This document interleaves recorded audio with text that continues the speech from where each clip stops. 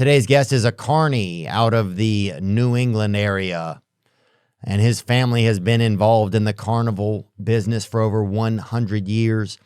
I'm excited to learn all about the behind the scenes of the food, the games, the prizes, the debauchery, everything that goes in to the CARNY universe. Today's guest is CARNY Mitch Candiano.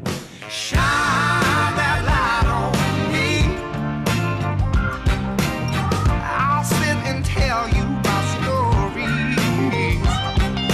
Shine on me, and I will find a song I will sing it. I'm on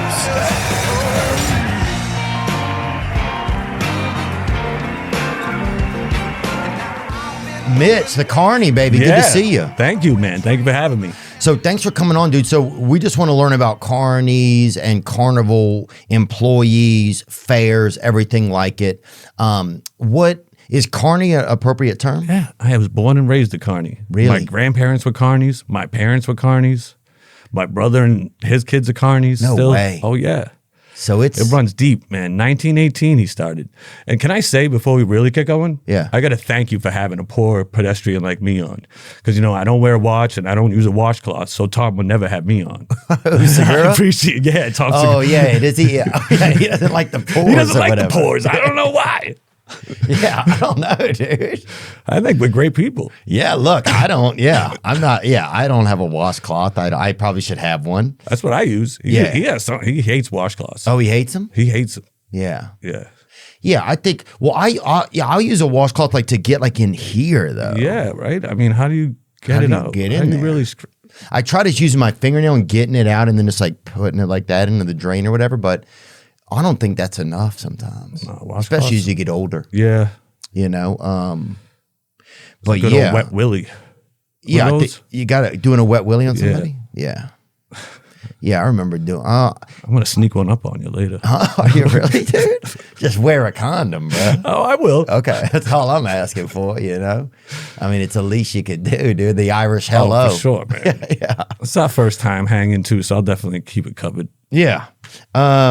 But dude, thanks. Yeah. So I guess I'm just curious, like, so what is a CARNY? What is the term? So a carnival, you know, carnival worker. Okay. I guess is where it came from. And so that's what we are. And I know there's all different versions. I know people sometimes think of like somebody that just got out of prison, covered in tattoos, smelling like cabbage, you know, missing a couple fingers, and they think that's a CARNY that's working the ride or something like that. Oh, yeah, that Irish deodorant. Yeah, baby. you know. And we CARNYs don't call them CARNYs. We call them like 40 milers or green help or something like that. Because like a 40 miler, he's just trying to get onto the road and get 40 miles down the street to the next lot, so you can get out of whatever situation he was in when he joined the carnival.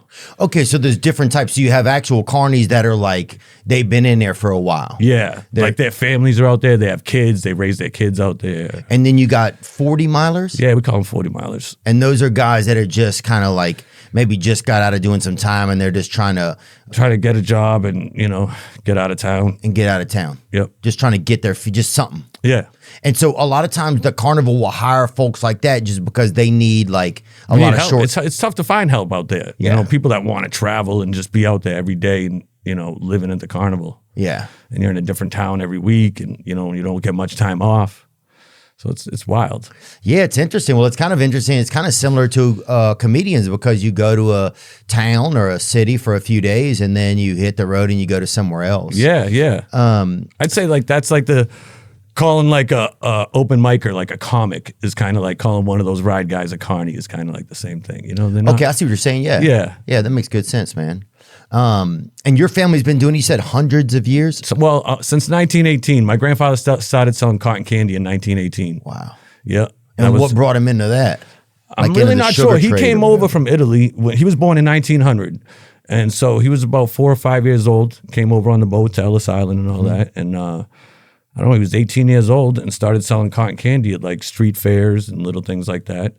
And yeah, it's just kind of how we started and got into it. I actually still have some cotton candy machines that he built, handmade, like wooden frame and like, you know, belt driven, like old school. They obviously don't work, but because they're like all sturdy metal, like, you know, industrial looking, like Oh the ones yeah, we like use now. Whirlpool makes them. or Yeah, whatever. yeah, something like that. But yeah, we have. I Yeah, have your some cotton candy old will have a ones that- fucking sock in it or whatever. You're like, this is like one of these you're looking at. Yeah, so we have a couple like that. As are older, those are kind of like those kind of seem like residential ones that you can kind of like buy for your house. So your grandfather came over and he started selling cotton. So he Started starts selling cotton candy. Yeah. he's selling cotton candy, and then like what? He just gets a job. He stays like. He just kept doing it, and then he had kids, and then my father got into it, and my father and mother started their own whole carnival business where they Okay. started buying rides and games and food and everything. And we had a whole carnival called Candiano's Amusements, way back before I was born. And then when I was born, they kind of split up, and my dad started working for bigger carnivals, like the real big ones that did the big county fairs and state fairs and stuff wow. like that. Yeah. So he started working for a company like that, and then ended up working for the biggest one in New England called Fiesta Shows. And so he worked for them up until he died. And so he was kind of like, big shot out there. He ran like food and games and stuff for him out there and was a lot, man. So what? And so did you? What was one of your first jobs in the carnival? Yeah. Yep. And so what's the difference between a carnival and a fair? Because we had the fair would come a lot, right? Yeah. So the fair is Is it just the same thing? Yeah, it's basically, except the fair is they have like the animals and everything like that. Like you have the whole agricultural part of it, and sometimes they'll have like demolition derbies and Oh, yeah. and all that, and like the races and all the agricultural, like the pigs they and had the cows, definitely, and yeah. all that stuff. So that's what kind of distinguishes it from a fair to a carnival. And they kind of been long running, like up where we are. We have the Topsfield Fair. It's been around for like 150 years or something like that. Yeah. Well, how does that 4-H element fit in? Because that's also a whole different Yeah. element than the rides and the games. Yeah, like that's kind of you would always I remember we'd always have to walk over to like the livestock shed or whatever. It was like a bomb shelter or whatever that had a bunch Yeah. of pigs in it and stuff. And you'd have to go over there and they have the pig races. You ever see those? yeah, and they'd have like the kids' art, like you'd won like Yeah. third place or whatever, and it was pretty bad a lot of it. Yeah, You're of like, course. Jesus Christ, like they hid it over here behind the goats. You know, Yeah. it wasn't that great of art, but you'd be able to go over there and like they had like crocheting and a lot of local Yep, crafts. yep. But did you guys ever have beef? Was there like a lot of like beef Not really between between the- carnies and the The livestock beef was people? in the carnivals, between the carnival. Wow. Like, so during the spring when we're doing just carnivals, we would split up into like 3 different sections. So you could do 3 cities at the same time. But then when we got to the fairs, we would all get together and then the fights would break out. Wow. Oh, yeah. Like crazy fights. So what was a lot of the beef between the people, the workers? Oh, I'm a first unit. No, you're just a lonely guy from the 3rd unit. Like, you shouldn't be over here, like with us or partying with us or hanging, they kind of look down on you. Like, it's just like anything else. The first unit got all the big rides and the nice stuff. And then the 2nd unit was kind of stepped down. Oh, yeah. And then the 3rd unit was like, they got all the shit, all the bad rides, all the bad stuff. So whenever they all teamed up, there was all these beefs going on, like, Territorial stuff. territorial stuff. Yeah, yeah. Huh. So like what was your first job in it? I think I was probably selling cotton candy. Probably in the floss. We call it a floss stand, and it was the one that did cotton candy, snow cones, popcorn, and candy apples. Ooh, yeah. Yeah, and the caramel apples with sprinkles. I love that, man. Oh man, Caramel I still apple- make caramel apples. Do you? Oh, they're so good. They're so good, man. And people don't think about them that much. No, If you ask somebody, what are you thinking about? They never say caramel apples. man, that's true. It just, it's like something you don't hear as much as you wish you should because they're so good when you get them. They're so good. Yeah. they really are. And was that like, what goes into making cotton candy? Like, what is it? Sugar and coloring. Oh, okay. That's it.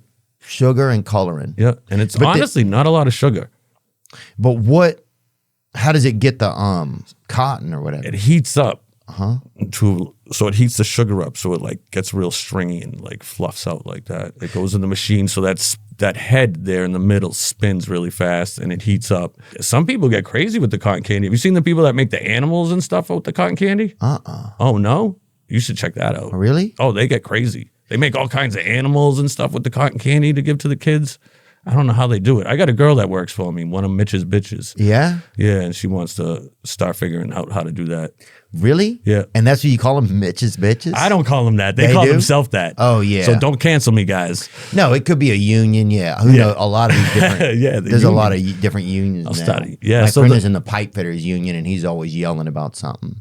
But, Yeah, these girls, they call themselves Mitch's bitches. huh. Yeah, they all made shirts that say Mitch's bitches on it. It's pretty wild. And those are your friends? Yeah, friends, Yeah. employees. I pretty much hire friends, or they become friends real fast once they start working for me. Yeah. Like Sil. Love you, babe. And so what about this? Bring that back up. Sorry, I'm just trying to learn about this. So cotton candy, it is made by heating and liquefying sugar and spinning it centrifugally through minute holes, causing it to rapidly cool and re-solidify into fine strands. It is often sold at fairs, circuses, carnivals. Wow. Yeah. So you just put some sugar in the hot. Yeah, and that thing that spins in the middle, you pour sugar in there. And you color the sugar ahead of time. Okay. And Yeah. you just start spinning, and next thing you know, it makes cotton candy. Yeah, it's coming out crazy, and you got your stick, and you're whipping it around. How fast? How long does it take? It doesn't take long to fill up a bag. Wow. But I don't know if this guy's going to get crazy. Maybe he does. I don't know. I've seen there's some people that really make some intricate stuff with the cotton candy. Yeah, there's a machine. That's just kind of like the one I have, just like that. So that was like my first gig, like there's a picture of me. I was born in the summer. So like as soon as I was born, my mom had me right out on the road with her. So there's a picture of me sitting by the cotton, in my little car seat, sitting up by the cotton candy machine while she's making cotton candy, a month old. Seriously. So your family was just out there like. Oh yeah. And so like what towns was that usually? Oh man, we did like the Topsfield Fair, the Marshfield Fair out on Cape Cod, the Bangor and Skowhegan Fair up in Maine, Rochester Fair in New Hampshire, Hopkinton Fair in New Hampshire. There was a really big one in Connecticut we did. Wow. Yeah. And then in the spring, it was just the spring was always, sometimes you do a lot of the same stuff, but a lot of times it would get switched up. Because like if you didn't do that well the year before or whatever, they would find you another place to go. Yeah. And towards the end, I don't do carnivals anymore. I'm still in the business of like selling food and stuff like that, but I don't do carnivals. Because towards the end of when I was doing it, they were still like, we were doing like these closed down strip centers, you know what I mean? Like old Ames and Kmart parking lots where everything's boarded up and we're in the parking lot trying to make nobody's coming. You got like, nobody there. So this is somebody making cotton candy right here? Yep. Is this the machine you're talking about? Mine's similar to that. I don't know if they have a different speed or a heat. It might be the same, but it does seem like a different consistency than the one I use that I make. And so what is it? The sugar's in there, just spraying it out really hot? Yep. And it cools off immediately. Oh, wow. So this is... That's all cotton candy. So this is a cotton candy machine right here? Yep. Okay, and so the sugar is inside of that. See that little thing? Yeah, that's spinning super fast right in the middle. It's spinning so fast. You can't even tell it's spinning. Yeah. And it's just blowing hot sugar Just out of blowing it? hot sugar, baby. Oh, yeah. And now this guy, wow. And this is a Korean guy. Oh, he's getting down, huh? Yeah, Here look we at go. him. He's going to make an umbrella. It looks like he's making, like maybe a UFO. Yeah, something. Wow. Yeah, these guys get creative. I don't know how they do it. So you guys would never do anything like this at the fairs, huh? No, I didn't even really leave it on sticks that often because I wasn't that good at spinning it because you want it to be like nice and big and fluffy on a stick when you give it to people. That's true. And so I wasn't even that great at that. I would always put it in a bag and sell the bag cotton candy. Wow, this is He's unbelievably making creative. some stuff, yeah. Here we go. Now, do you get jealous when you see somebody taking it to another level? Yeah, of course. I know, me too. It's like when you see somebody that's just that great. They're at the crushing it on the stage. It's like You're meeting like, Tim "God Dillon. damn." You're Yeah. like, damn. I'm just regular cotton candy. Oh, man, you and Tim were on the same level. Come on. Don't sell that guy's yourself so short. funny. He is. Oh, He he's is. so funny to be around. Thank you for saying that. That's nice of you to say that. Okay, so you're working the cotton candy. That's how you get started out. What kind of like groups are at the carnival? Yeah, we definitely say separated. Okay, what kind of groups are at the carnival? Like, are there? Because there's the games, right? There are The joinies. what is it? We call them joinies. Joinies. Yep. And what is that? The joints. Because the trailers, we call them joints. Okay. And so they work the joints. Okay. call So them they work joinies. the games. Those are the joints. And then there's the food. Yep. With the concessions. Concessions. And then there's And then you got the ride jocks. ride jocks. Yep. And are those groups kind of like they keep to their own a little bit or what? Yeah, for the most part. The joinies and concessions will mingle.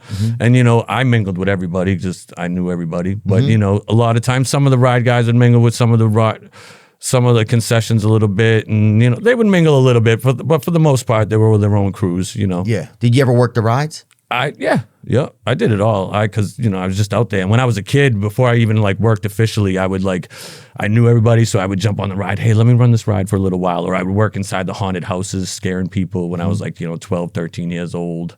Right. You know, and like they had the walk-in, haunted houses or the ones you ride through. And I would go in there and like scare the people coming through and stuff like that. And, you know, that was always fun. And Why is your family so tied in? just for doing it for so long. Right. Honestly. And, you know, even before my father, you know, I had my grandfather around the same time, I guess. Well, yeah, he was, I had a great uncle, or he was my father's great uncle, I believe, or cousin. And he was already big in the circus business. He was one of the biggest freaks in the world. He was most famous three-legged man, Frank Lentini. Frank Lentini? Yep. There he is. Oh, wow. Yeah. He had 3 legs, 4 feet, 2 dicks, 16 toes. Oh, wow. Oh, he yeah. had 2 wieners on him? Yep. Oh, my gosh. 2 peepees. Dude, I couldn't even. You could serve. Yeah, it's almost like a damn soda fountain at that Man, point. he had You a know? leg, dick, leg, dick, leg. Like, Oh, it you was- could have urine and Fanta out of the other one. man. You know? It was wild. Yeah. And they both worked. Really? Yeah. Oh my gosh! And how did y'all know that? Did they write it down somewhere? Yeah, well, because he was so, everybody wanted to know, you know? Right. So, like, when he was traveling the freak shows, and he was really well spoken. They called him, like, the mayor of the freaks, because he would go and speak for everybody. Like, when he'd be like, you know, we want more money, or we want better working conditions, or Wow. whatever. He would be the guy that would go talk to everybody. He worked for Ring Lane, Barnum and Bailey. He worked for all the big freak shows and circuses. Wow, Frank Lentini was born in Sicily in 1881. He was the 5th of 12 children. Yeah, and they didn't, his parents didn't really like him that much, gave him to his aunt. Yeah, they were kind of ashamed of him. Because he had 3 legs, Yeah, each and of this is- different lengths. Now Yeah. that's a lot to, you know, because then you're like, Throw it your hip, like that's got to be crazy. yeah, it's got to be tough on your joints. A 4th foot that stuck out of one of his knees, 16 fingers, and an extra set of genitals. Wow, running on that spare Jenny, dude, huh? Keep the lights on, bro. His condition was the result of a parasitic twin. Yeah. That was attached to his body at the base of his spine. Wow. And it was they couldn't take it off because, especially back then, I'm sure but it was too dangerous to try to remove. He would go on to work with every major circus, including Barnum and Bailey. In his act, he would kick a soccer ball, ride a bike, and skate. Yeah. He'd kick it out of his third leg, like hold the ball over a football and kick it with his he third would? leg. Yeah. Oh, bro, that's got to be so incredible, Right? huh? Yeah. Imagine you could Imagine running and you can just kick somebody with your third leg while you're running. dude, imagine you could play footsie with two women under the table. You'd be like, and still what? have an extra leg. In different directions, yeah. And one extra foot to tap to the music Yeah. you're listening to. Dude, what a time, brother. His career spanned more than 40 years, and he came to be known as the king in the circus industry for his hard work and presence. He married and had 4 children. Wow. Yeah. All his children came out fine. He died of lung failure. Damn. You'd think he got one of his legs caught in something. You know what I'm saying? Just the Yeah. odds. Because every now and then I almost get one of my legs caught in something. Wow, look at that. Zoom in on one of these photos, please. I love the one on the right where he's got like the one and he's got each other foot on a stool. It's such a trip. Yeah, it almost looks like no, let's go to the other one that he was talking about. Yeah, is that what you mean? The black Yeah. and the leather? Yeah. Wow, look at those pants. Those pants have to be like, what the fuck are we doing? Yeah. He said he would buy 2 sets of shoes and he would give his 4th shoe, the extra shoe, to a buddy that lost a leg. Oh, So they all went to use. oh, that's beautiful, man. Yeah, you just don't see that kind of stuff anymore. That's the toughest part about stuff. Wow, unbelievable. Look at that. Dude, There he is as an old man down there. Yeah, can we get one more picture of him? Frank Lentini. Oh, I wonder what would it be like? Imagine this had to be such a flex. So you cross your leg and then you cross the other one over. Bro, people must have thought you were Jordan Peterson no matter what, right? That had to be so wild. Unbelievable. What They else? used a picture of him on the back of an Alice in Chains album. Was there? Yeah, they have a 3-legged dog on the front, and he's the 3-legged man on the back. I think I remember that. Yeah, it's actually their best album. Down in a hole. Is that them? Yeah. I'd like to fly. But my wings up is all denied. You know it. Dude, that's so incredible. So this is a relative of yours. Yeah. He was my dad's either great uncle or cousin. I can't remember. I tried to like really narrow it down, but it's, it was so long ago, and my dad's not with us, so I can't ask him anymore. I'm sorry to hear that, man. It's all right. 23andMe, though, they might not even have these kind of. My brother actually started doing that. So going back to see with the what was going on? 23andMe, and like, he's got the ancestry going on, so he's trying to like put it all together. Yeah. Yeah. So I tried to find out some more information about him through that. I know he had 4 kids. They all came out normal. No parasitic twins there. Wow. So yeah, being a parasitic twin, can you bring that up for me? First of all, I've always thought twins should have to fight to see who gets to make the shots, call the gets shots. to stay alive. Yeah, that's got to be tough. And I'm not saying that nobody deserves to be alive, but it's just like, because it's kind of crazy when you meet one guy and then you meet, and they're kind of just each half of a guy or whatever. Yeah. And you're like, what are we doing here? Like, at least you two get together and decide what you want to say and then come tell us. It's Exactly. like, because it's a lot of extra kind of like back and forth, A parasitic twin is a type of conjoined twin where one fetus stops developing but remains attached to its twin. Wow. The other twin continues to develop, but is usually born with the limbs, organs, or other tissue structures from its parasitic twin still attached. It's a very rare condition. Gosh, dude, imagine seeing. What is that? Sorry. Oh no, that's another picture child. blew me Huh? off, huh? Oh, that child is. She looks like Tila Tequila a little bit. Can you I zoom can in on see her? that. You know what I'm talking about? Yeah. What, Doja Cat? I don't know if that's Doja Cat, dude. That's fucking hilarious, dude. I don't even know what Doja Cat looks like. I don't know, dude. No, that kid has longer hair than Doja Cat, I think. Yeah, imagine being a parasite. Like, imagine knowing that your brother or something was like a part of you, and now that it's almost like you got to live. It's like nature, like, you must feel alive. There must be like a lot of responsibility, And then seeing your brother's wiener, if you look at your own wiener and seeing your brother's wiener. Does that make you gay if you jerk off that wiener? No, dude, it just makes you a cool brother, I think. Touche. Dude, to not polish your brother off once a year or something on, yeah, that's kind of rude. Day after Christmas or whatever. It's not rude. I think it's just. Well, if you don't ever let him come, yeah, that is kind of rude. It's. I bet when you get to heaven, he's gonna be like, "Hey, come on, guy, 36 years and not one nut." Yeah, brother, I left that thing down there for a reason. You know what I'm saying? Because he took advantage of that. Yeah, I'm the one who helped you out and gave you the third leg. I gave you a fucking job. You know. That's wild, man. So people like Franklin Teeny, what was that group? That group was called, what is it? Freaks. Freaks. Yep. Okay. They were the freak show. The freak shows. And that was popular. Did you ever work with that? So occasionally the carnivals would have freak shows join up with us. But they were all, corner store freaks. They weren't really great. Like we had the rip off of the Lobster Man, and I actually think he was a relative of the original Lobster Man, but he had fake gloves that he would put on to make himself have fake lobster hands. Oh, really? Oh yeah, that's not real, dude. No, we had a lot of that. Yeah. So it was a lot of because they had like the freaks were like the bearded lady. I remember you would hear about. Like the 4-titted sister or whatever. They'd always have something, the lispy Jew. They always have something rolling. The lizard man or something like that. Lizard man. A real life mermaid was the one. They'd have a girl in a tank with like a fake suit on, acting like she was a real mermaid. Yeah. Oh yeah. The 4-shouldered Italian. They'd have that guy. The smallest horse. I met the world's smallest horse one time. We used to have that too. Yeah. Tom Thumb is the one that I met.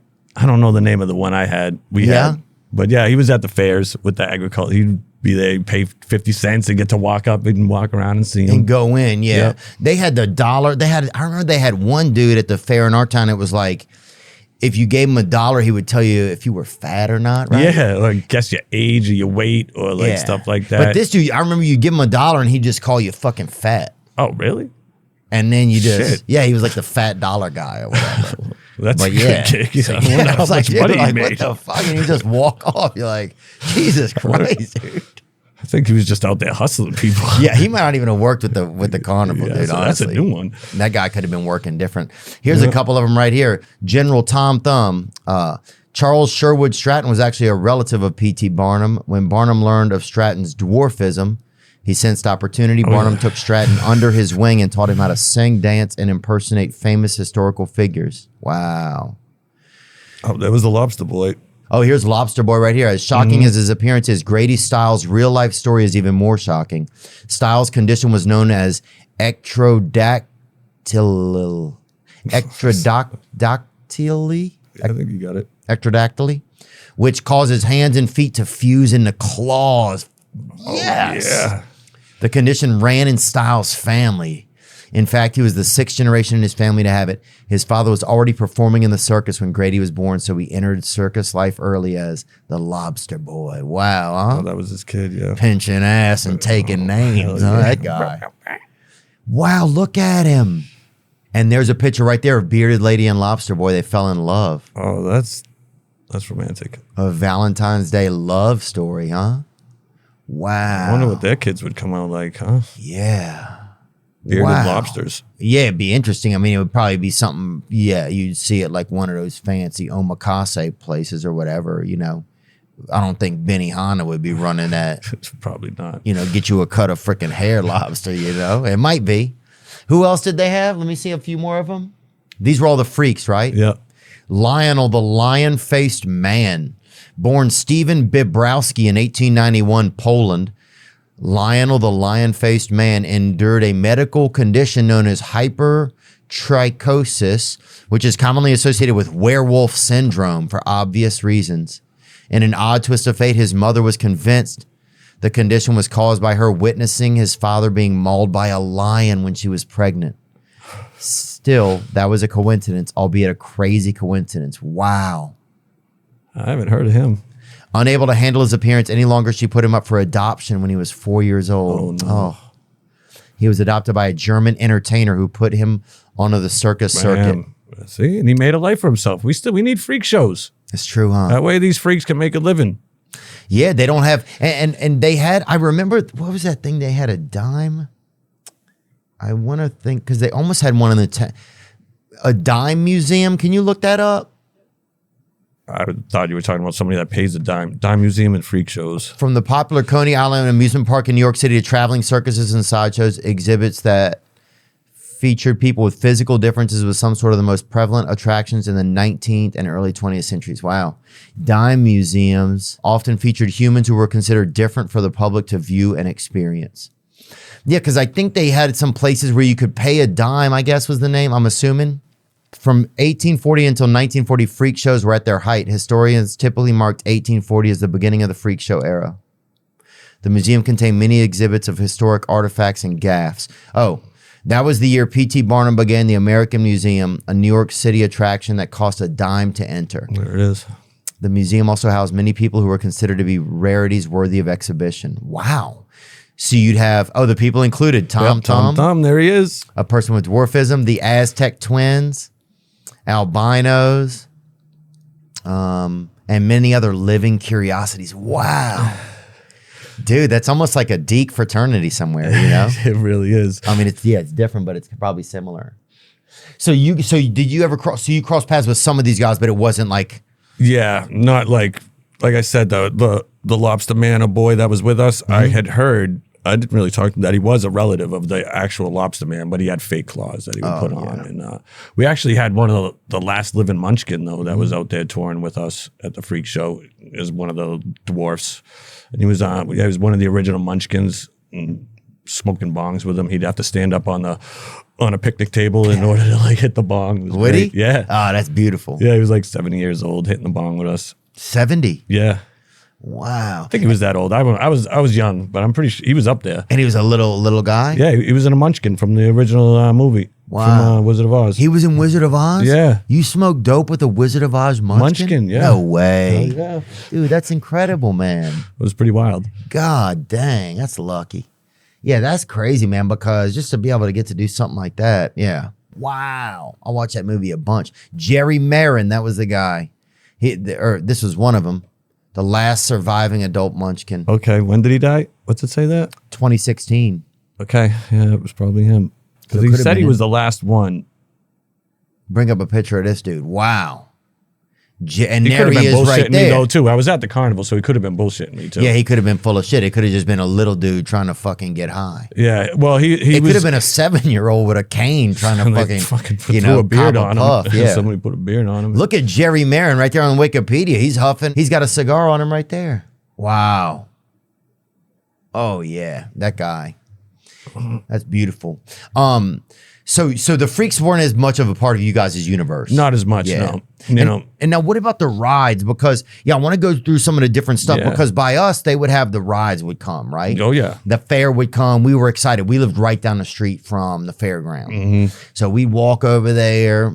And the day before the fair, you could go and for 50 cents, you could get on a ride, but they were just plugging them bitches in. yeah, man, and you were the test subjects. Oh, dude, you would. Somebody's I going remember- flying off. Oh, the zipper, we go in that. Dude, you remember the zipper? Zip is my favorite ride. Oh, bro.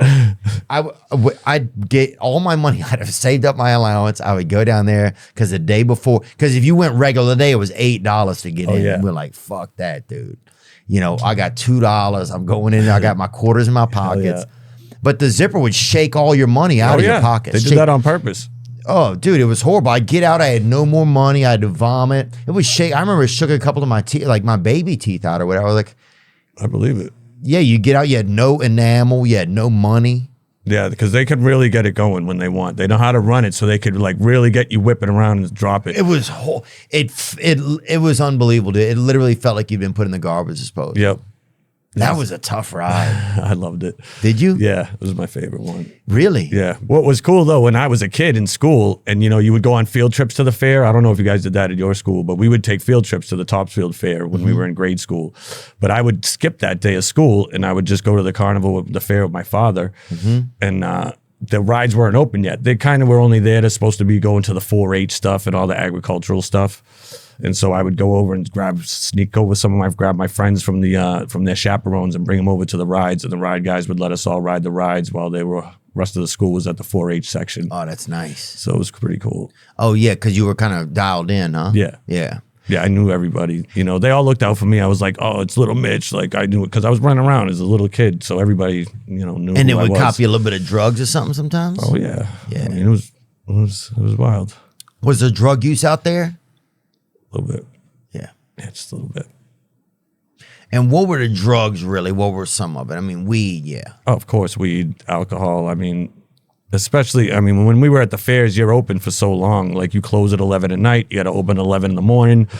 So we're crushing beers as fast as we can once we close to get as drunk and as fucked up as fast as we can. To go to sleep. Or just If have we fun. could. Yeah, just have fun. And were people doing drugs too? Like what kind of uppers are we talking? Cocaine? yeah, oh, yeah. probably? Oh, yeah. yeah. Yeah, plenty of cocaine. Fuck yeah. I'll tell you, just to step up though, they have Yeah. straightened out these days. They drug test and all that shit now. But Bro, if you drug test the guy who's working the fair ride for me, get fucked. you want a good ride or not? I want a real Yeah, ride yeah. from a real drug using American. That's what I want. Yes. Okay.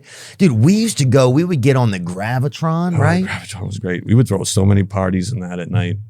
Bro, one guy we get in there, right? And I remember like that you would get against the thing and it would like slowly move you up the wall and Yeah. start spinning. And there was a guy in the middle who's like, Yeah. are you ready to rock? I'm like, who the fuck is he talking to, right? This guy was always just in his own world, Oh, bro. yeah.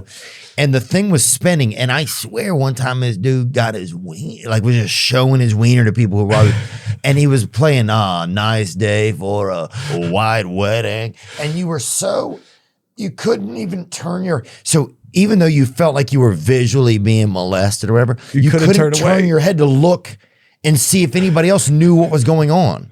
So you get off and everybody was just afraid to say, I think we just seen that guy's wiener, you know?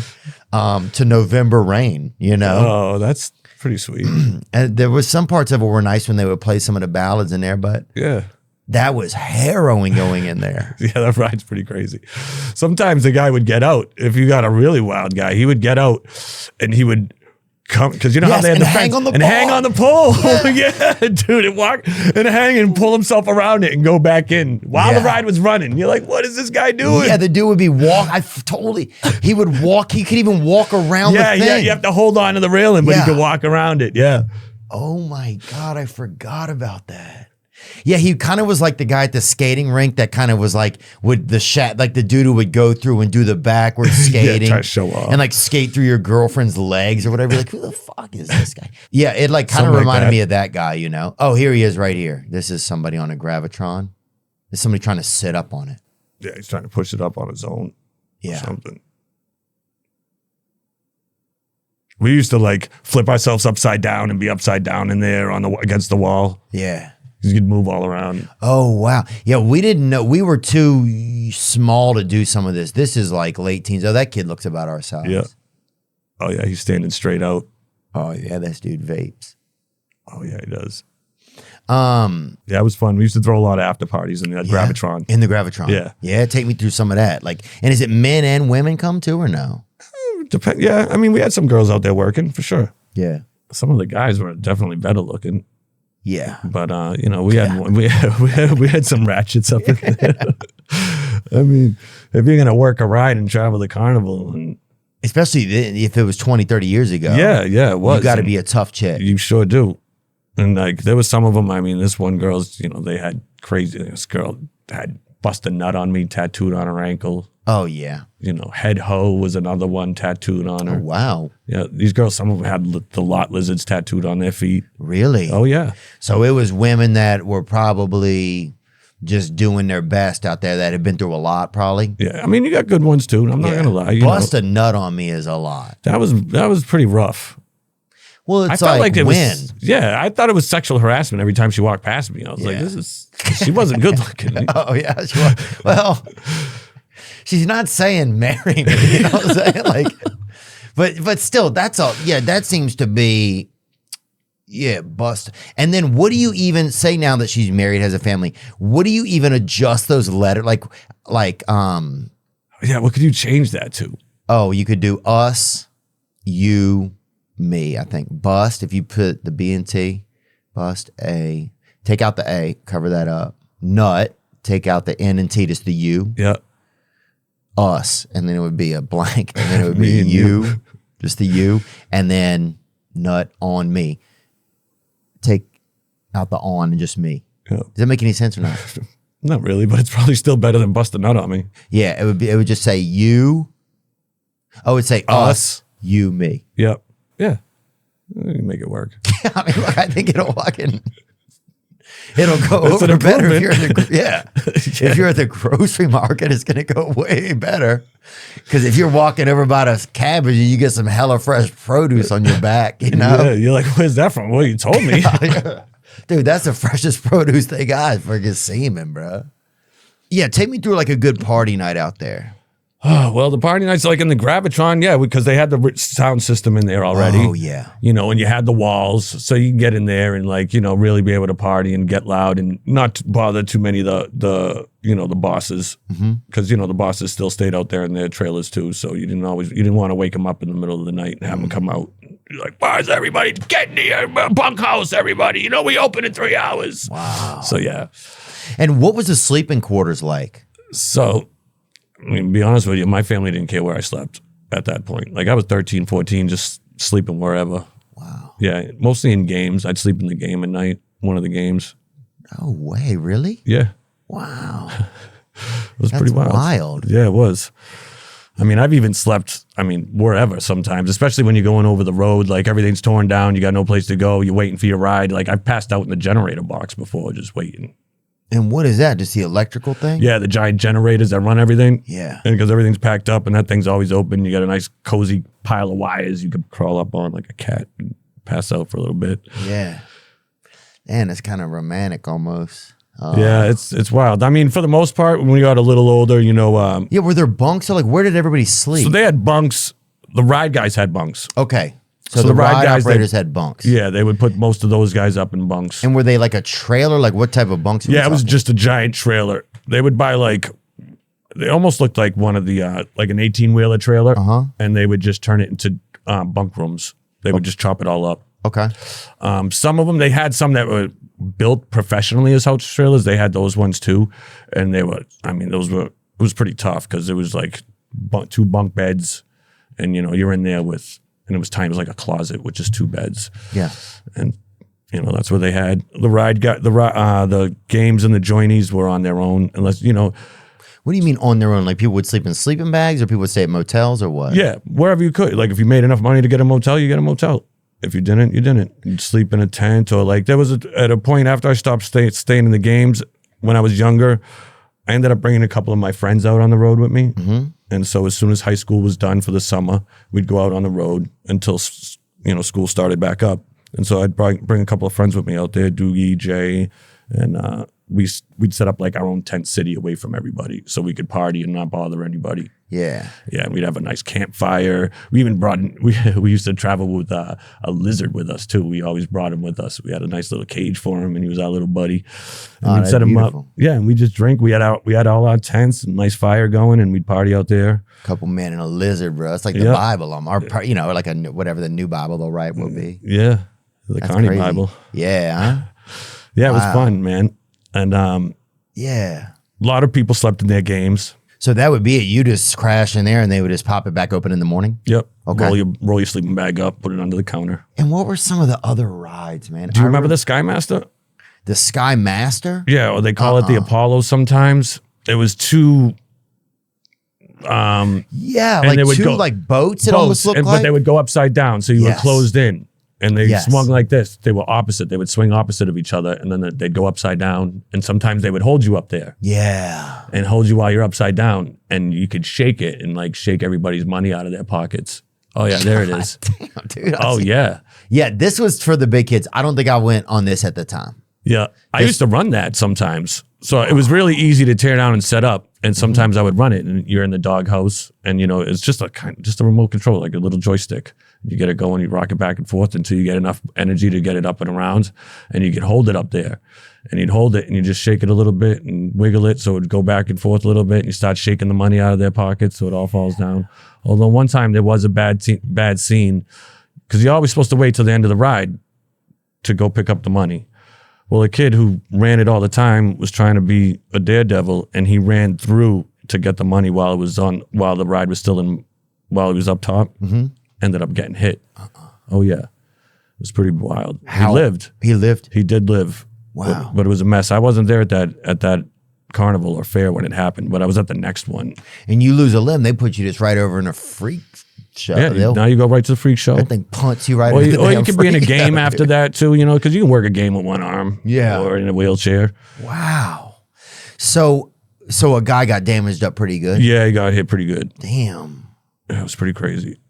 Is that one of the worst accidents you've ever seen out there? That was probably the worst, yeah. We were running that skydive at one time, and you know how you got the shoulder bars that come down?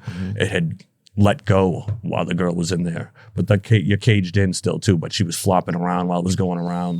While she was upside down, the shoulder bars came up, and she fell into the cart and Just getting banged around. just getting banged around while it was spinning around. And how long if somebody's not doing well on a ride can you shut it down for them? Does it take a few seconds? Yeah, it'll take sometimes. Some take longer than others to slow down and come to a stop. Wow. Yeah, I mean, there was one, the Freak Out. I don't know if you've heard of the Freak Out. The Freak Out? Yeah, it's a pretty dope ride now. Now that's my favorite ride. I'd Really? say out of all of them. Let me see. Kind of like it's an arm, and it's got these other arms that come down, and those spin while it goes back and forth, and you get an awesome sense of weightlessness, almost like a roller coaster. I'd say that first drop. There it is. Freak Out. Ooh, that's pretty cool looking. Yeah, they didn't have the Freak Out. Oh, so that goes like a pendulum and spins? And spins, yeah. Oh, yeah. And dude, I remember, we would get on that swing. One of them was like a swing set you just faced out. yeah, the swinger. Yeah, and it would people would just be people would be vomiting.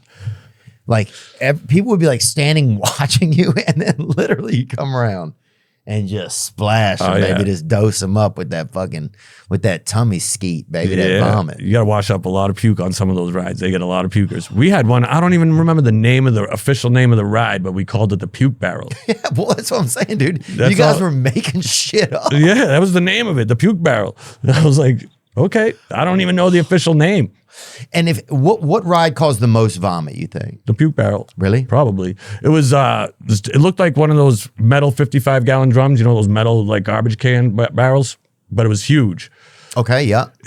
And so it was massive, and say it was on its side. And you go in, it had a sliding door, and you go in, and then there were 2 seats that people could sit in, circle seats, and those spun like this while the floor rocked back and forth like this, and the outside barrel spun like this with strobe lights going on inside. I mean, who's not going to puke?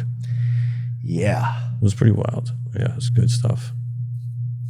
So we actually owned one of those Candianas, and my mom and dad owned a couple of them, actually. Would have been, so they split up when I was like a year old, so they ended up, I was too young to kind of help with the business. So my mom sold most of the rides by the time I was, a teenager or so. We still had some stuff, kiddie rides and stuff, but she had gotten rid of all the major rides that she had. Yeah. Bring that video up you're going to show us. And now what do you do when what is this? What is this here? Oh, that looks like we called them the 1001 Nights. I'm not sure what this version's called, but that's what it was. Okay. Yeah. It looks like the whole thing is shaking, so people are going and jumping on the side to like hold it down. Hold it, yeah. Yeah, a carnival ride in Traverse City, Michigan suddenly malfunctioned. What do you do when this kind of thing happens? What do y'all do? Shut it the F down. But how do you, people are trying to save this thing from falling over. Yeah, they're all trying to get some weight on it. Is that a realistic approach, you think? Is that safe, or would you tell the people it could be. Oh, because that was one of the things about the carnival. You always felt like nobody had your back in a way. Yeah. Which was something exciting about it and deathly alarming. Like, you felt like if you died, they wouldn't tell your parents. Yeah, we've probably buried some bodies out back. God. In the haunted house, probably some of those bodies in there are probably kids that just never made it out. Yeah, but I'll be honest with you though, the carnival rides are a lot safer than probably amusement parks. Really? Yeah, because they get inspected every week. So you're getting state inspectors every single week. Every time you set up, they have to come in and give it a go ahead. So what's the worst accident you've ever seen out there? So that was, I didn't see the kid get hit by the Skymaster, but that was probably the worst. Although at one fair that I was at Topsfield Fair, I forget the name of the ride, but somebody did come flying out of it, but they didn't die. I wish I could remember the ride. But they always say those people didn't die, but you never see those people anymore. Yeah, that's true. Or like they'll be like, Janet didn't die, and they're like, well, then why isn't? Yeah, where is she? Yeah. Oh, she went to Florida. She retired. Yeah, people. Yeah, she retired. She's 11. Yeah. Where did she? So that's just the thing I think sometimes about that kind of stuff that seems like a little bit tricky, man. Where you're I was saying, they do inspect them a lot more than like your regular amusement parks, that are just set up year round. They only get like 1 or 2 inspections a year. Oh yeah. And so, but the carnival, they have to get state inspected every week, every time you set up in a new place. So, okay, wow, I did not expect that. Yeah, because it seems like they're not even. Where the shady part comes in is where say something breaks or something happens during the week, and then it gets fixed, not up to par. In between inspections. And you just got to have the ride. You got to have it going. You got to make the money. Yeah, and then so you have your main ride guys, so all the ride foremen have to do a once inspection every day, and they have to fill out a form and say they inspected their ride. But yeah. And then you have the ride super who's in charge of all those guys. And is he? Yeah, but it's like how if they're locked in, cool. If they're not, then it's whatever. Yeah. Yeah, I could be a ride. Yeah, if I was a ride super dude. you're like, yeah, okay, you just take it the forms. You're like, yep, everything's fine. Yeah. Or people, you know, Yeah. People ain't gonna be. Everybody not gonna be living. If I'm a ride super. To be honest, and no offense to anybody. Okay, so you got the rides. I'm trying to think of the other rides there were. there was some. There was like, You know what we used to do too on the remember the super slide? yeah, Super Slide was pretty fun with that burlap sack. Yeah, you know when it's really fun during the rainstorm and you get a black trash bag. Really? Oh yeah, you don't even touch that bottom hill.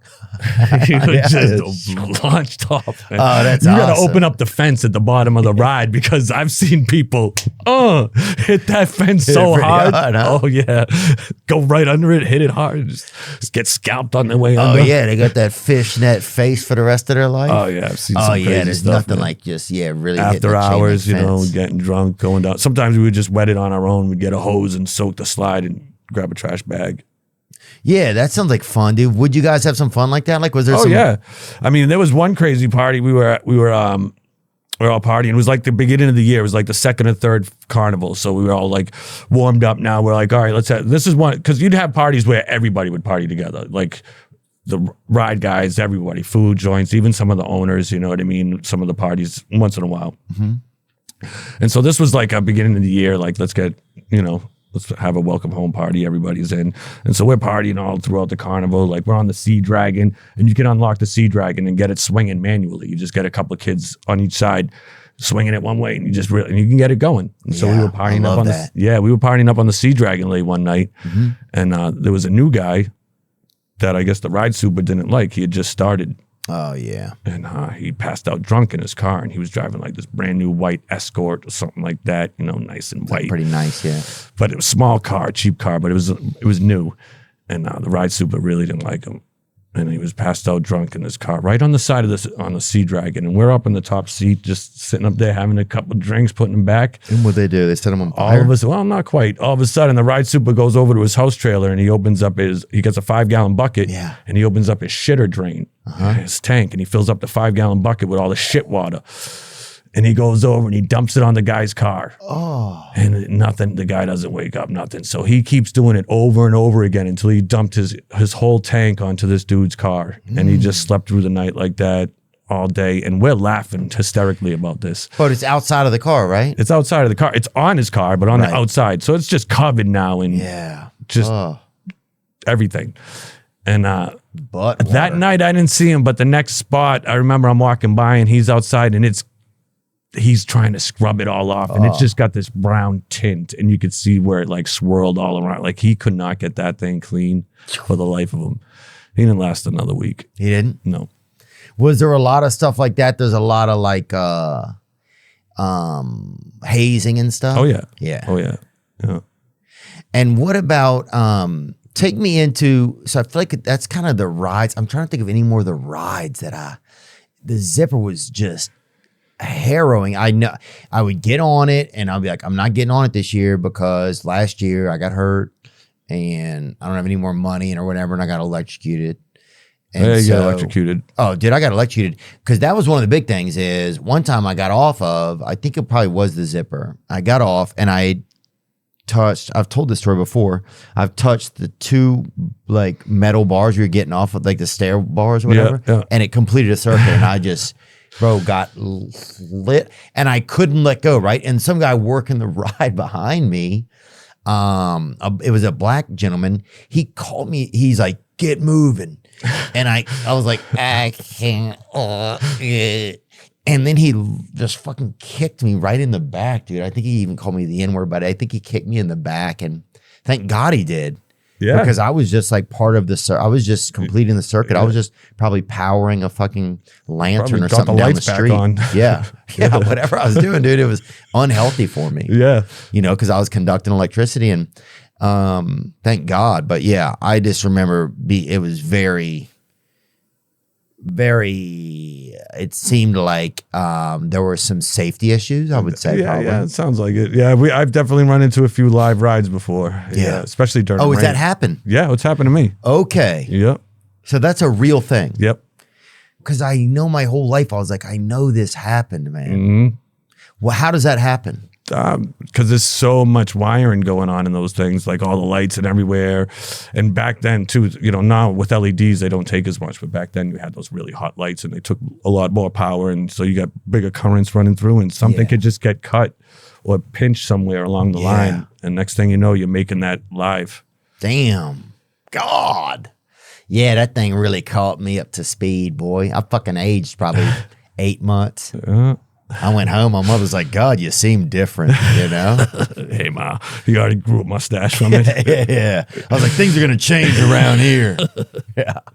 I'm wearing the pants now. But I remember that, dude. We walk over and, the rides would just be getting set up in the distance, and we'd come in and they'd have somebody standing over there, and for 50 cents, you could get over there and get you a couple tickets and go get on them. Yeah.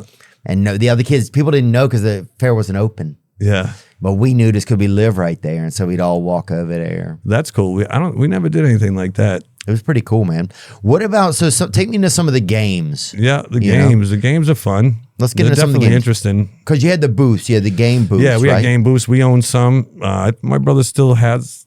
I think he still has one or two. They're definitely not as profitable as they used to be. Yeah. But yeah, I used to have all kinds of games. I mean, a lot of them are illegal now. Maybe I should throw on. Yeah, maybe I should throw on some like shades or something if I'm going to spill secrets, like the magician telling us secrets about the games. Yeah, if you want to put some on. No, I'm just kidding. They all know who I am now anyway. Oh, it's too late. Well, because I know there was videos that came out years ago about like exposing all the games or whatever. Oh, really? I didn't like that shit. I knew that you pretty much weren't going to win. No, there's some that you are not going to win unless they want you to win. If they got enough money out of you and they got a good tip going, there's a big crowd. If you're in a wheelchair or something, probably. If you're maybe it all depends on how much money you spent. Yeah. And then like if they got a nice crowd and they want to keep that, and a lot of like if the crowd is really like they've been there a while and they really want to see that dude win and he spent enough money, and you could get if that dude wins, everybody's gonna stop playing. Yeah. So the part of it is some strategy. yeah. Well, there's a lot of strategy to it. What was one of the games that was the toughest game to win, probably, you think? The toughest to win, like legitimately? Well, so there was some that just can't be won. Okay. So take me like, what is one of them? So like the cover the red spot. Did you guys ever have that one? Cover the red spot. So there would be cover the red. a big red circle. Yeah, and you get like little discs. Yeah. Yeah. Could not be won legally. Oh. There would be one that could be won on that the guy would show you how to do it on, because that one can be won. Okay. And he would always use that one. And I've worked that game before, so I know how it's done.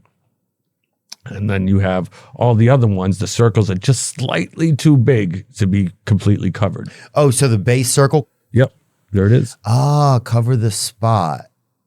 Okay. So you see how that one's covered all down there with the 5 discs. It's completely covered. So sometimes those red circles are just slightly too big where it's mathematically impossible to cover it all. Dude, the saddest part, I just remembered this. So my brother, he was like the older brother, and like he like was trying to win a game, and I knew we didn't have much money, so like he kept trying to win, and like I knew it started to be a little bit thing like I gotta win this. My brother's watching me, and he fucking didn't win, and I could feel it just break his fucking heart. Oh man, I have seen I so just many hearts that. broken. Really? Oh my God, I've seen families broken up. Oh, I mean, they've spent their whole mortgage, lost the car, like lost everything. Yeah, really? Even traded their kid in, like trying to win. I swear to God. Sometimes you'll see the kids still up there as a prize now. You can win them. Yeah, you guys want this stuffed bunny with a cleft palate, or you want Ricky? Like, nah, we got a real life ginger over here. We gotta feed Ricky, man. We'll take that fucking. We'll take that Hoppy, the cleft palate fucking Easter hero over there. Man. If you get a gambler playing, somebody that gambles, they know what's up. No, they lose everything because they want to win. They want to win, and then you tell them, "Hey, man, if you win, not only will you get the prize, but I'll give you all your money back. Oh, every dollar you spent, I will give it back if you win." Want to play again? And now a gambler is not going to say no. And how hard is it? Have you ever had to run somebody up like that? I kind of have. By the time those games are I mean, I ran the red spot and stuff, but I was a kid. I was still a teenager then, so I wasn't a real agent, you know. But were there some people they were good at it? Oh, man. Wow. They were so good. Like when I was a real little kid and before I was working, I would, you know, sit on the counters with some of these guys, you know, because they're not busy, and I'd sit down and hang out, but then all of a sudden a mark would walk by and they'd get them. And I would just see them run them up because, like, you pay your bills, right? Yeah. Theo, like, you pay your bills every month. Yeah. Yeah. So just don't worry about paying me up front. Just keep playing. I'll tell you how much you owe at the end. Nuh-uh. Oh, yeah. What do you think is the most you ever seen somebody lose on a carnival game? I've seen somebody lose a car. Like, legit had to give up their car. Nuh-uh. Yeah. Who's going to enforce it, though? Well, because they're gamblers. Like most gamblers pay their, like, if they have it, they'll pay their debt. So they'll go get the title and sign it over right there to keep playing. Really? Yeah. I mean, you ever been to a casino? Like some of these gamblers are like, they lose everything. I'm amazed at somebody. Yeah, I have friends that are real successful, and I'm amazed at some of these guys that just go gamble all the time. Yeah. I'm so thankful I don't get any. Like I like to play. You know, I'll play some games. Yeah, for fun. Know, I like to do. Yeah, we play prize picks and stuff like that, but I'm not the guy that's betting. Bet in the house. Yeah. Yeah, no. I'm man, I'm thankful to God that I don't have that. I've seen people like, and eventually like they'll go home and they're like, I just got hustled. And then they'll end up like going to the cops or something like that and coming down the next day, and you got to squash the beef and make everybody happy. Like I've seen that happen. New Hampshire man loses life savings on carnival game. Let's look at it. I probably saw that. Epsom, New Hampshire. From the salts, I guess. Henry Gribome says he lost his life savings, $2,600. Damn. On a life savings carnival game, and all he has to show for it is a stuffed banana with dreadlocks. Wow. Oh, he got the dreaded one though. Dude, BLM, bro. That's all I'm saying, dude. Yeah, at least you got the dreaded banana, dude. Wow. Yeah, it was crazy. Those games are illegal now, though, up there. Well, it says you're expecting the kids to win a few things. Let the kids have a good time, said Gribhome. It just didn't turn out that way. Gribhome says he attended a Manchester carnival run by New Hampshire-based Fiesta shows. You mentioned them. That's us. It is? That's who we worked for. Wow. And wanted to win an Xbox Connect at a game called Tubs of Fun. Yeah, I'll tell you about that one. Where contestants toss balls into a tub. Ain't happening. It isn't? What is it? So the bushel basket, that's what it is, the Tubs of Fun. So they take those, remember those old Apple bushel baskets? Oh, yes, I remember and this. they'd be up on the side. Yeah, like at an angle kind of. Yeah, at an angle kind. And you got to toss the softball in there. Yes. Yes. There it is. Oh, there's some guys getting it right here. Yeah. Yeah, so there's a trick to it. You see how he's doing it? You got to give it a spin and it's got to hit right on the edge. I see. So it'll kind of like use its momentum to stay in there. And they're using plastic ones too. I don't know. Right, go back to the bushel baskets. Can you find the bushel baskets? They might be just as hard. The one we're talking about? It's the same game, but those were made of the wooden ones, like the original Apple bushel baskets. Yeah, so take me through it. So what the problem with those... They were at like an angle, right? Yeah, it's that same thing as that with the plastic ones, except they were wooden. They just won't stay in there. The softball's so light and bouncy, and the back of those baskets are just so bouncy as well that they would just bounce out. You can't get the ball to stay in there. Damn. It's really, I mean, if you know a trick and like they were doing, if you could get the right back spin on it and hit it right at the edge, you can get it to stay in there. But how they get people so easily is the guy sitting in the booth can easily toss the ball in there from his angle. It'll easily go in there and stay in there. And then you give the other ball to the guy and be like, look at how easy it is. Throw the ball in there and give him here's a free shot. See how easy it is. And then they throw it in there. And because that other ball is already in the basket, it'll deaden that second ball, and that second ball will stay in. So now people are like, oh my God, that was so easy. But now when you give them the balls, they don't have that first ball in there, and they won't get that ball to stay in there. Wow. And you're like, no, it's like this. You know what you're doing wrong, bud? You're hitting it in the wrong place. Watch what I do. Watch what I do. And you take that ball and you're like, just like this. throw it in there, and it goes in. And you're like, here's this ball. Watch, try it now. And they do it, and they're like, oh, I did it. You're right. And then you give them both balls again, and then they can never do it again. And you just keep it going, keep the cycle going. Dude, I remember there was always the weirdest energy when you were the kid and you were up there at the thing. And once you'd engaged in the conversation with the booth guy, if you're a kid, you're like, you start to feel like, man, I got to play now. I already started talking to this guy. You know, I know only got a couple of bucks here. What am I going to do? You know, and then you would play and then you would fucking miss the first one and you'd be like, I am such a fucking loser. Yeah. I am a loser. And they know you're not going to win too, and they're just trying to get that $2 out of you and get you out of their hair. God, that was hard. And I'll tell you what, if Eric Adams was there, he would have found out that there wasn't an Xbox in that box. Yeah. Yeah. Oh, so you're saying that if they have the prizes, some of the prizes aren't even in the boxes? No. Wow. Oh, yeah, because they know nobody can win it. So why you're not even going to put a real prize. They just put PlayStation boxes and Xboxes, I mean. Damn. Dude, and the craziest... Eric Adams will probably find the yayo that's hiding in there, but... What's in here? And Mitch is talking about the episode with... who we with? Shane Gillis, and we looked at Eric Adams video. Yeah, That was so funny, dude. Yeah, that was a crazy video. I can't believe they're doing the drug searches like that. But yeah, but sometimes we would win something and it would be a felt Elvis or a felt picture of a something. Oh, I remember those felt pictures. Remember, it was like neon and felt. So Yeah, some of it would be felt, like not all of it. Yeah, if right? you had a black light or something, it would look like you'd be able to see it really and the good. posters, they had those felt posters. That's what it was. Yeah.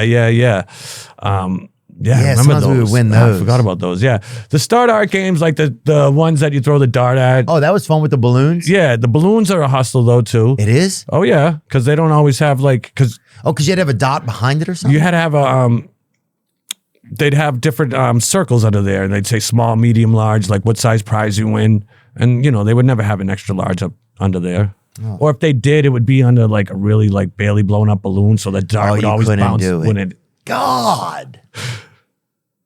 Because I based how I felt about myself for the rest of the year on how well I did on these games. That was the thing. Yeah. Even the start art game, like if you didn't get that dart right in the red. Star dart? Yeah, that's what we called it, the star dart, where it was like you had to throw a dart, get it in the red, and it couldn't touch the border around it. It would be a black border around the red star.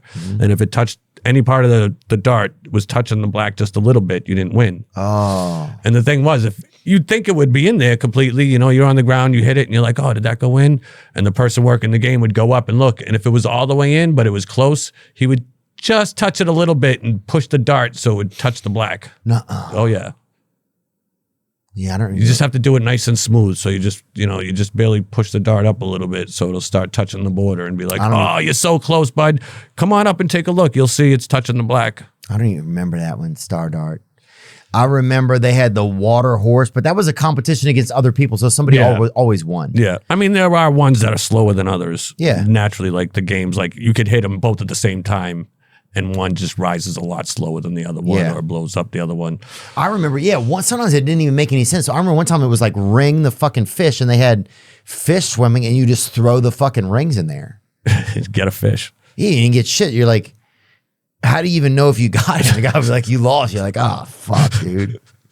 I'm a loser, man. Yeah. 12 more months of winter. It's like Punxsutawney Phil.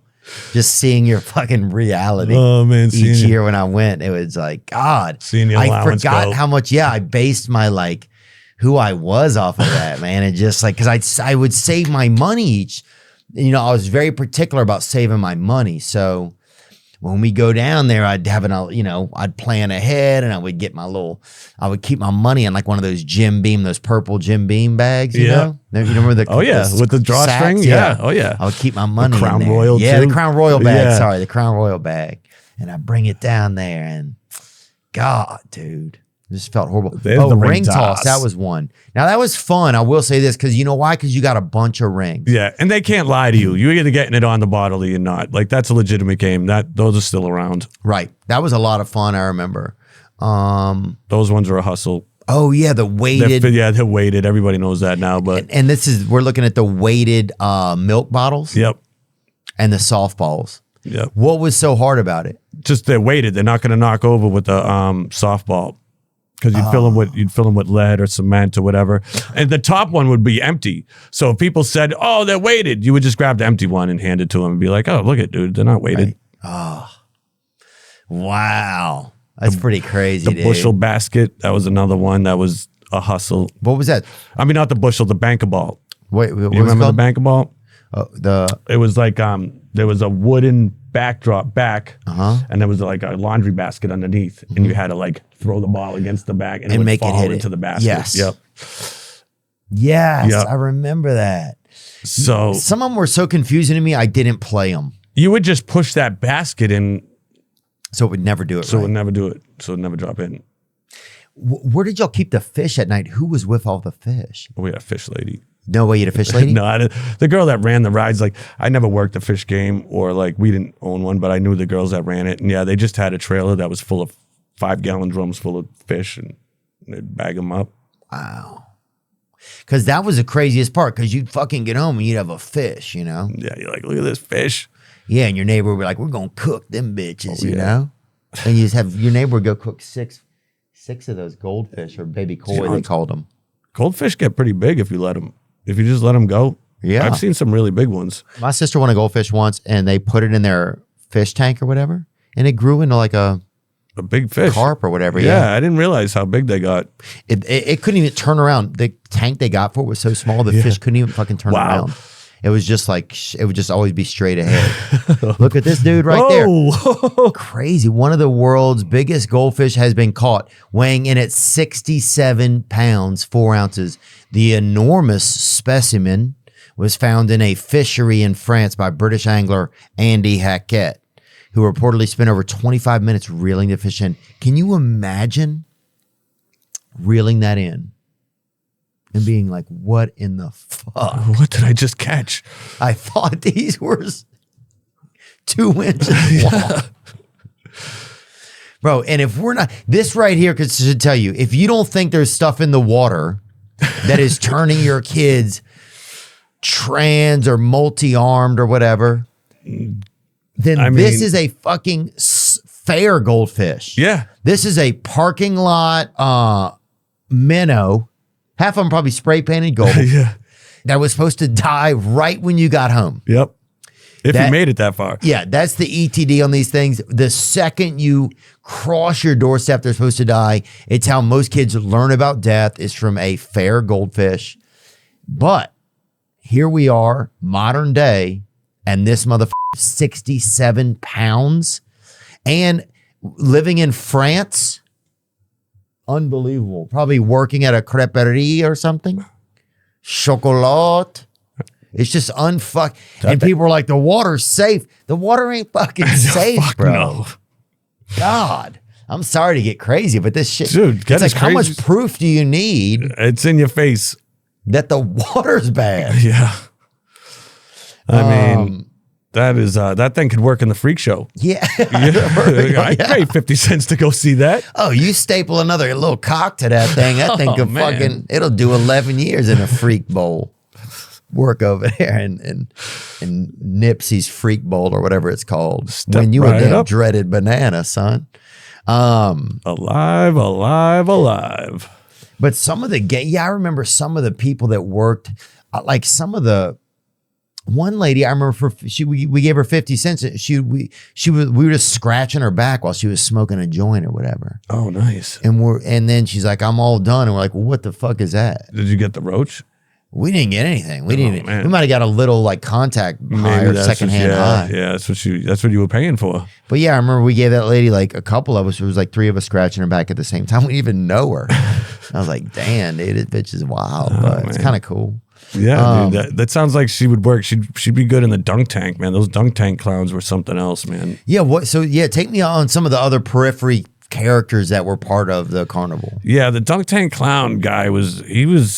I mean, you have to have a really special guy to be up there and really like be able to like go at people all day, get them pissed off enough to like spend their life savings trying to knock you into a pool Like of what water. kind of stuff is he saying? He's just saying like, I slept with your wife last night. yeah. Like, you know, Your brother's an N-word or whatever. Yeah, you know, and he would have to get sometimes he would have to have cops protect him when he closed, like to walk him to his, you know, get him off the lot because people wanted to kick his ass. I mean, I've seen people, you know, beat him, like not beat him up, but go after him if he didn't have protection, you know, because not all the time, you know, at the fairs you had cops around, but you wouldn't always have cops at the carnivals and stuff. And he would really get people going. Like they're not even trying to dunk him; they're trying to throw the ball through the fence. Like they're smashing that fence with the ball. Really? Oh yeah. So that guy had to have some real cojones or just be not even mentally that great or whatever. Yeah. Wow. It was wild. He would, he would get into some serious shit. Yeah. A lot of beefs. You don't see Yeah. him What anymore. would they yell? So they would just like, yeah. Yeah, I was with your sister's mother last night. Oh, I was with your daughter last night. Yeah. You know what I mean? With Like, your daughter, and the guy's saying his daughter's 11 or yeah, whatever. Like, they what don't the care. fuck? That's what I'm saying. These guys were getting mad. The dude's just yelling. Like, I slept with your 11-year-old daughter last night. What are you going to do about it? Jesus. Yeah, the dude's just like, hey, I'm a pedophile. He thinks he's protected by fucking 40 gallons This dude's of just water. like walking by with his kid, doesn't even know. And all of a sudden the guy's like, what? What did you say? God, it's just heartbroken, dude. Ugh. It's a sick world, man. Yeah. Who else was there? They were like barkers. I remember like, oh, there was the guess your weight guy. Yeah, guess your weight. Was that a real thing? Did you ever that was see a real him? thing. Yeah, he would guess your weight or your birth date or what else would he guess? There was something else. How did they do it? It was just it was really Well, they got just you- came down to numbers. Like they couldn't really do it, but it was you could tell like they just got good at it. You could tell, look at somebody because there was that you had an average. You know what I mean? You could be off by like 10 pounds or whatever it was. You know, 5 pounds either way. Or when they guessed Oh, your birth yeah. date, they could be like. I don't know if it had to be like the same month. I know there was like a window where it wasn't the exact date, but I Yeah. think it might have been if it was in that sign. You know what I mean? Oh, yeah. If they're Sagittarius, I'll know, dude. I'll tell you Exactly. that. Or a Leo or something. You could tell. One of my ex-girlfriends was a Sagittarius, and I'll spot them bitches anywhere now. You know? I'll spot them 200 yards away. You got a Yep. Saggy on the fucking coming over the Man, ridge. Watch out. Um, We had some characters, man. I remember the guy that worked the big old guy that worked the diner, the sausage stand when I was a kid. I mean, this is when smoking was still allowed. He'd have a big old cigar in his mouth. Italian dude. It's like, what do you fucking kids want, huh? Fucking ashes are falling into the pile of onions and peppers right there. Big old cigar just always hanging over his mouth while he's working the grill. Those were the best onions, too. You were like, you know, love get that. them riled up until you get the ash in there. You know what I mean? Yeah. You want that ash. yeah, a little free burnt Winston. You gotta be in there. careful on the first day of the carnival, though. Maybe sometimes if they brought like sometimes they'd bring the leftovers from the last carnival and try Really? to sell it. Oh yeah, it's like That's a good point, right? yeah, So because the carnival ends on a Sunday, yep. and then it starts back on a Thursday? Sometimes a Wednesday. Sometimes we do overnighters where you would tear down Sunday night, set up Sunday night, and then open Monday.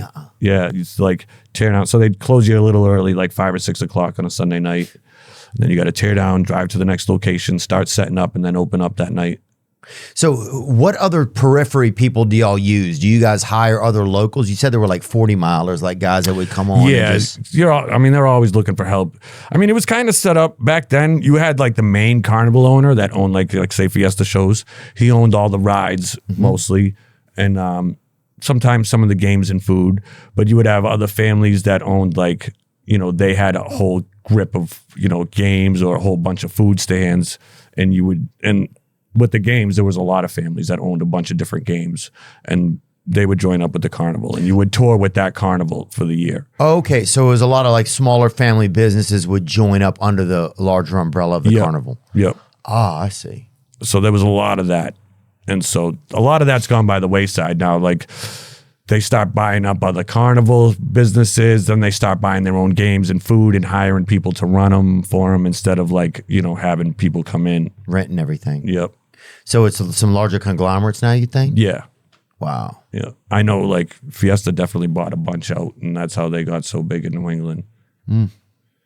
And yeah, started like we own some stuff. My family still does. My brother still owns stuff out there and does it. But then he also manages stuff for the owner of Fiesta shows. Okay. So that gets him like good locations, you know what I mean? And like Right. prime spots and Yeah. stuff. Was there a lot of camaraderie amongst you guys? Was there a lot of partying? What was that like? Like, what was some of Yeah. the lifestyle like? Yeah, so we had some camaraderie, like definitely like the ride guys, like they would all have their own crews, especially like some of the bigger rides had like 4, 5, 6 guys as a crew. If they would like, there would be different crews. You'd have the Music Fest and like the Sea Dragon crew. They called themselves the Dickhead crew. And you'd have these different crews. And so they had a really tight knit. And then like the ride guys on a whole mostly did. The food guys too would, and then, you know, the different families, obviously with the people that worked for that family were pretty tight knit. And then, you know, yeah, at night, you know, whoever you clicked with, you know what I mean? And I clicked with everybody. I would party with anybody from like the lowest ride guy to like the owners, you know. Were you So, a pretty hard partier or no? yeah, man. Real hard. Yeah, Really? pretty hard. Yeah. By the time I hit 21, I was already shitting and puking blood for drinking so much. No way. Oh, yeah. Jesus. Yeah, it was pretty wild. Well, did that run in your family, alcoholism or drinking that much? Because that's kind of a lot of drinking.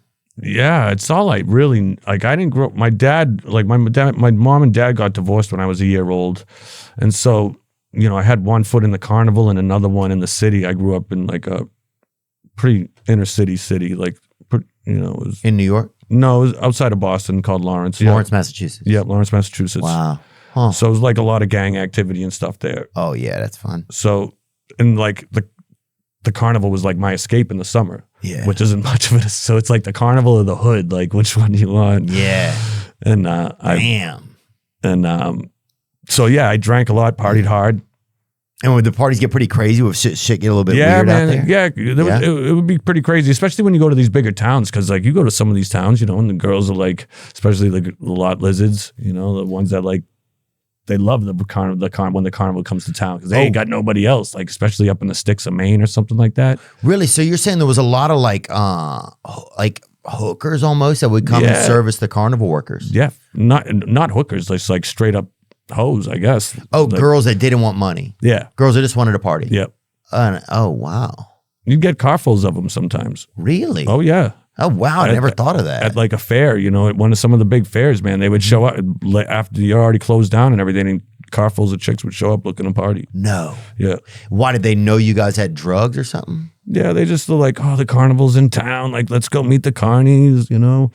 You know, so the only thing that happens every year in their town. Wow, that's freaking ripping, bro. But then the next night, you got the car full of the dudes showing up looking and be like, yo, who fucked my old lady last night? No, Oh, really? yeah. Then you got fights breaking out all the time. Yeah, how wild would some of those parties get? Pretty Wild, yeah. Yeah. Some of the fights were pretty crazy. I mean, it was no different than being in the city sometimes. Like, it was, So the dudes would roll up and they'd want to settle the score. yeah. Right. And they couldn't because there's just so many carnies. Like, Really? yeah. You know, you show up with a car full of people or even 2 cars. I mean, we have hundreds of people. Would you guys get in fights a lot? Were there a lot of fights out there? Yeah, there were. I didn't fight a lot. I wasn't much of a fighter. I didn't like to fight, but I've seen some crazy ones. Like, I got arrested for one of them. Take me through that. So we were at just a situation where we were in Connecticut and all the carnivals got together, you know, and so you got the first unit like, oh, the third unit's down there. Like, we got to go show them who's boss. You know what I mean? And they go to, and I didn't even really know anybody from the third unit at that point.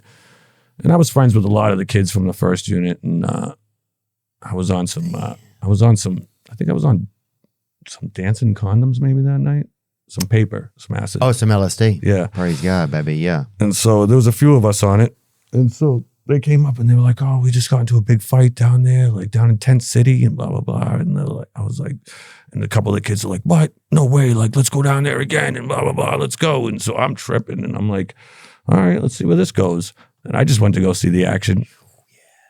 And so I'm down there and like, it just all hell breaks loose. Like people are getting ripped out of their tents. Like swords are coming flying out. Like it was wild. Like I'm seeing like little droplets of blood fly by my face, like laughing at me and stuff. And I'm standing in the middle, like, what is going on? Like this is like there was just Some it was like Quentin Tarantino 30 people. shit. Yeah, it was crazy. It was and like security tried to stop it and they got beat up.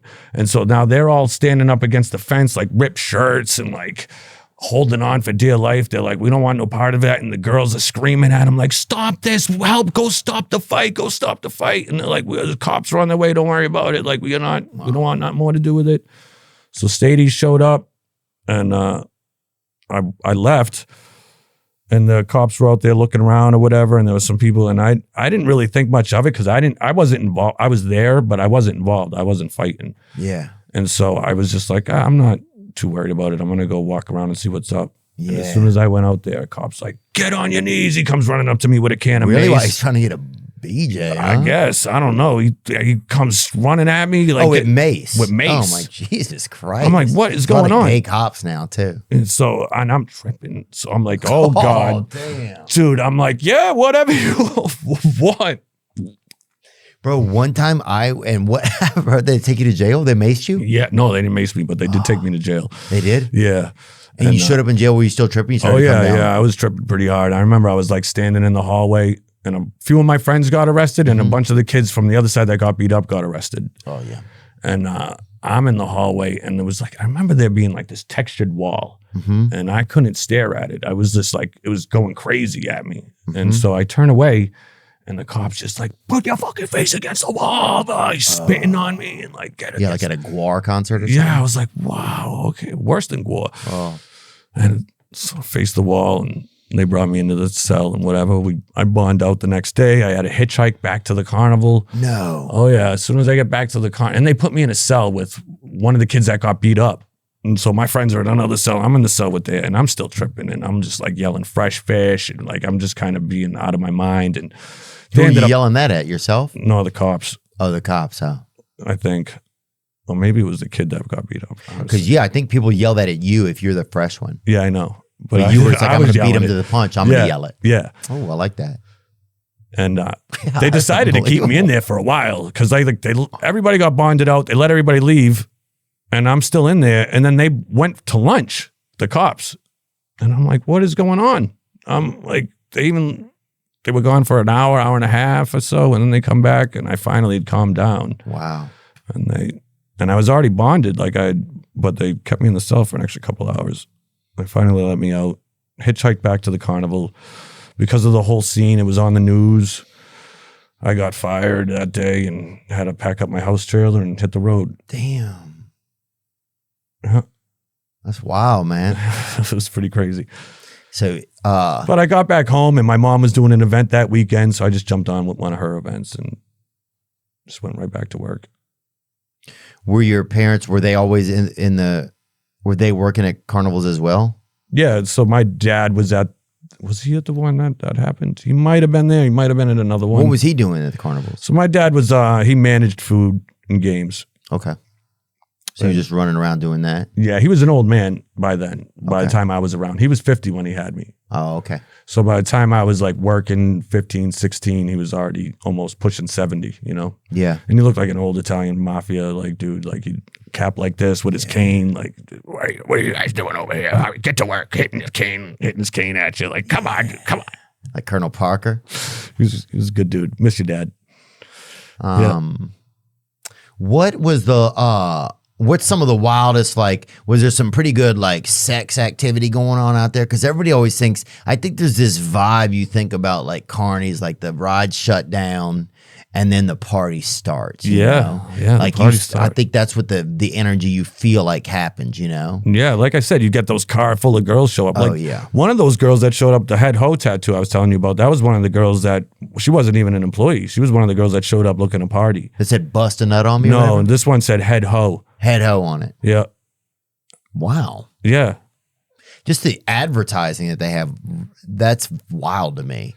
Usually you don't know. Like a girl's tattoo will be like a secret, you know? Yeah. Like anything, like, you know, like love is forever or whatever. And you're like, well, shit, I'm going to have to decipher this, you know? But if somebody's just like bust a nut on me or whatever, it's like, well, it's just like not as much guesswork, I guess, but yeah. And it would be crazy. I mean, the girls like to party just as much as the guys. So, you know, there would be a lot of crazy stuff going down, you know, looking to party, looking to get down. And yeah, I've seen some stuff. I mean, there's, you know, a friend. Yeah, I've seen some stuff. A friend of mine, like, this chick really wanted to get down with a couple friends of mine. So he breaks into somebody's house trailer that we had never, I don't know whose trailer it was. He climbs through the window. Goldilocking, huh? The next thing I know, he's kicking the door open. And the door comes flying open. We're all standing outside, and we're like, well, how the hell what's going on? He's like, we got a spot now. Let's go. And he brings her in there and right on somebody's bed. I don't know whose bed because they had the couch pulled out. So the door's wide open. He's going to town right there. Wow. Yeah. Just making love, huh? No, I don't know when you call it love, but there was something going on. Yeah. Making almost love. God. Yeah. So it was interesting. I can tell you about another crazy game that we had. It was called the Crazy Bike. Have you ever heard of that one? Crazy Bike? Yeah, it was a bicycle where if you turn left, the wheel went right, and if you turn the handlebars right, the wheel went left. Oh my gosh, no. Yeah, and so I owned one of those, and I couldn't ride it. I couldn't, but one of my best friends learned how to ride it, so we put it out there, and if you could ride it 10 feet, we would give you $50. Wow. Yeah, that thing was a hustle. It was pretty tough to run. I mean, but if you could learn how to ride it, and the kid that worked for me was really good, he'd be able to sit on the handlebars backwards and ride it. Like, he got really good at it. Is it a unicycle? No, it was a regular bicycle, 2-wheel bike. A crazy bike. And we called it a Crazy Bike. And so if you turn it to the left, the wheel went to the right. Yep. Wow. If you turn to the right, the wheel went left. So hard to try to figure out how to ride that. Really? Especially if you've never had. Oh Yeah, my see? God. I couldn't even imagine this, right? It's like, because your It's like instincts. dyslexia, yeah. Yeah. It's like dyslexia made a piece of transportation. But he could, my friend could ride it all around the carnival like that. Wow. Oh, that's a vibe, yeah. And so we would do it. If you drove it 10 feet, we would mark it on the ground. If you drove it 10 feet, we'd give you $50. And now, was there a lot of ladies to me? Did you guys call regular people civilians? What did y'all call them? Marks. Yeah. God. And So everybody that walked through it was like, how much can we got to get it out of them? Yeah, we got to get that mark. And if you got one, you'd call it out. Like, you got a fresh one. You got a mark here. And a lot of people would wear these pins called "I Love Robin" marks, but it would be spelt out like Robin, Robin, and then Marks underneath it, so it looked like somebody's name. Who was Robin Marks? I was Robin Marks. I got it. But nobody was really actually Robin Marks, huh? No. Bring up a picture of a Robin Marks. Let's just find someone. There's got to be somebody. There we go. Robin Marks. Oh, wow, there is one. And so, yeah, Robin if you get Marks. There she is right there. Oh, sweetie. I could fall in love with her. With her husband, yeah. And like for the games, you would either be an agent or a clerk. That's what we call the people that work the games, like they're joinies. But an agent is somebody that can rob a mark, and a clerk is somebody that's just going to collect his money and not really hustle him. So, like, give me an example of how those would be at the game. Like a clerk is somebody that doesn't really know how to hustle somebody. Okay. You know what I mean? He would just be there, like, oh, you want to play? He'll collect your money and you can play the game, but he's not going to sit there and try to hustle you out of more money. Okay. Where an agent is going to try to take you for everything you got. And who were the agents? Was it like usually older people? Was it younger? Could it be anybody? It was anybody that was good at hustling, really. Like there was all was ages. It whites? Was it Native American? Like who type? Was it any? Come on, it was whites. Whites. Yeah. It's kind of a white sport, carnivaling. Yeah. Yeah. Has it changed? Like, or I remember it being like that. It was like kind of maybe white and black guys that worked, or white and black people that worked there, I guess. But Yeah, that's kind of all we had in our area, too. Yeah, up there and up north, we didn't really have. There's not a lot of blacks up north. Yeah. I mean, one of my best friends, artist, he was an older guy, and he worked out there my whole life. He was best friends with my brother, because all my siblings were much older than me. And so, yeah, we had some out there, and some. I guess it's some Puerto Ricans and stuff like, but not really. I mean, now they have a lot of Mexicans and South Africans. Oh, really? Yeah, that's pretty much who's running the rides now. Why? What's changed? Like, how have things changed, since the past to now? Well, it was hard finding, I think, really good ride help. So I don't know why it was Mexico and South Africa. I don't know why those two countries were picked. But apparently it's sold to them that you're going to go on a working vacation. You get to see the United States and work and make money while you're at it, which is all bullshit. You're in the carnival and you're at that carnival. It doesn't look any different wherever you go. It's the same lot. So you're not seeing anything different. Would you ever get some free time? I did, yeah. Because you were a kid. I was a kid and like. Your parents were. They didn't make money. They weren't made any. I mean, we were poor. Yeah. Wow. So it's not a big money maker. No, and my parents were divorced, so like. So they were splitting the money. No, I don't know. Or like when you have two homesteads going, it's like. Yeah, but I didn't see my dad much growing up. Like really, like until I started joining the carnival. I mean, I would once in a while, like I would see him on like holidays and stuff, and once in a while I would go stay at his house, I guess. I remember. But yeah, I didn't see him that much until I really You almost was had with to the be at the carnival to see him. Yeah. Yeah. Oh man, it's kind of a bummer. And Or it's kind of interesting. it is, yeah. I Shouldn't say mean, bummer. my dad was a hard ass too, so I guess I'm glad that I didn't see as much from what my brother said. Oh yeah. He was great when he was an old man, so he was just Yeah. like whatever. People, start to lose their steam. Yeah, their edge. But so it was definitely different. And my mom, trying to hold the carnival together herself when all the kids were already grown and out of the house and not helping anymore. And I was still like a really young kid. So yeah, we didn't have much money. Like I was getting school lunches and shit like that. Oh yeah, same man. Yeah, school lunches was always so weird because you had to go get the ticket each day in the morning. Did you have to do that? No, I forgot how they did it. I think it was just like when you signed up, and I don't remember.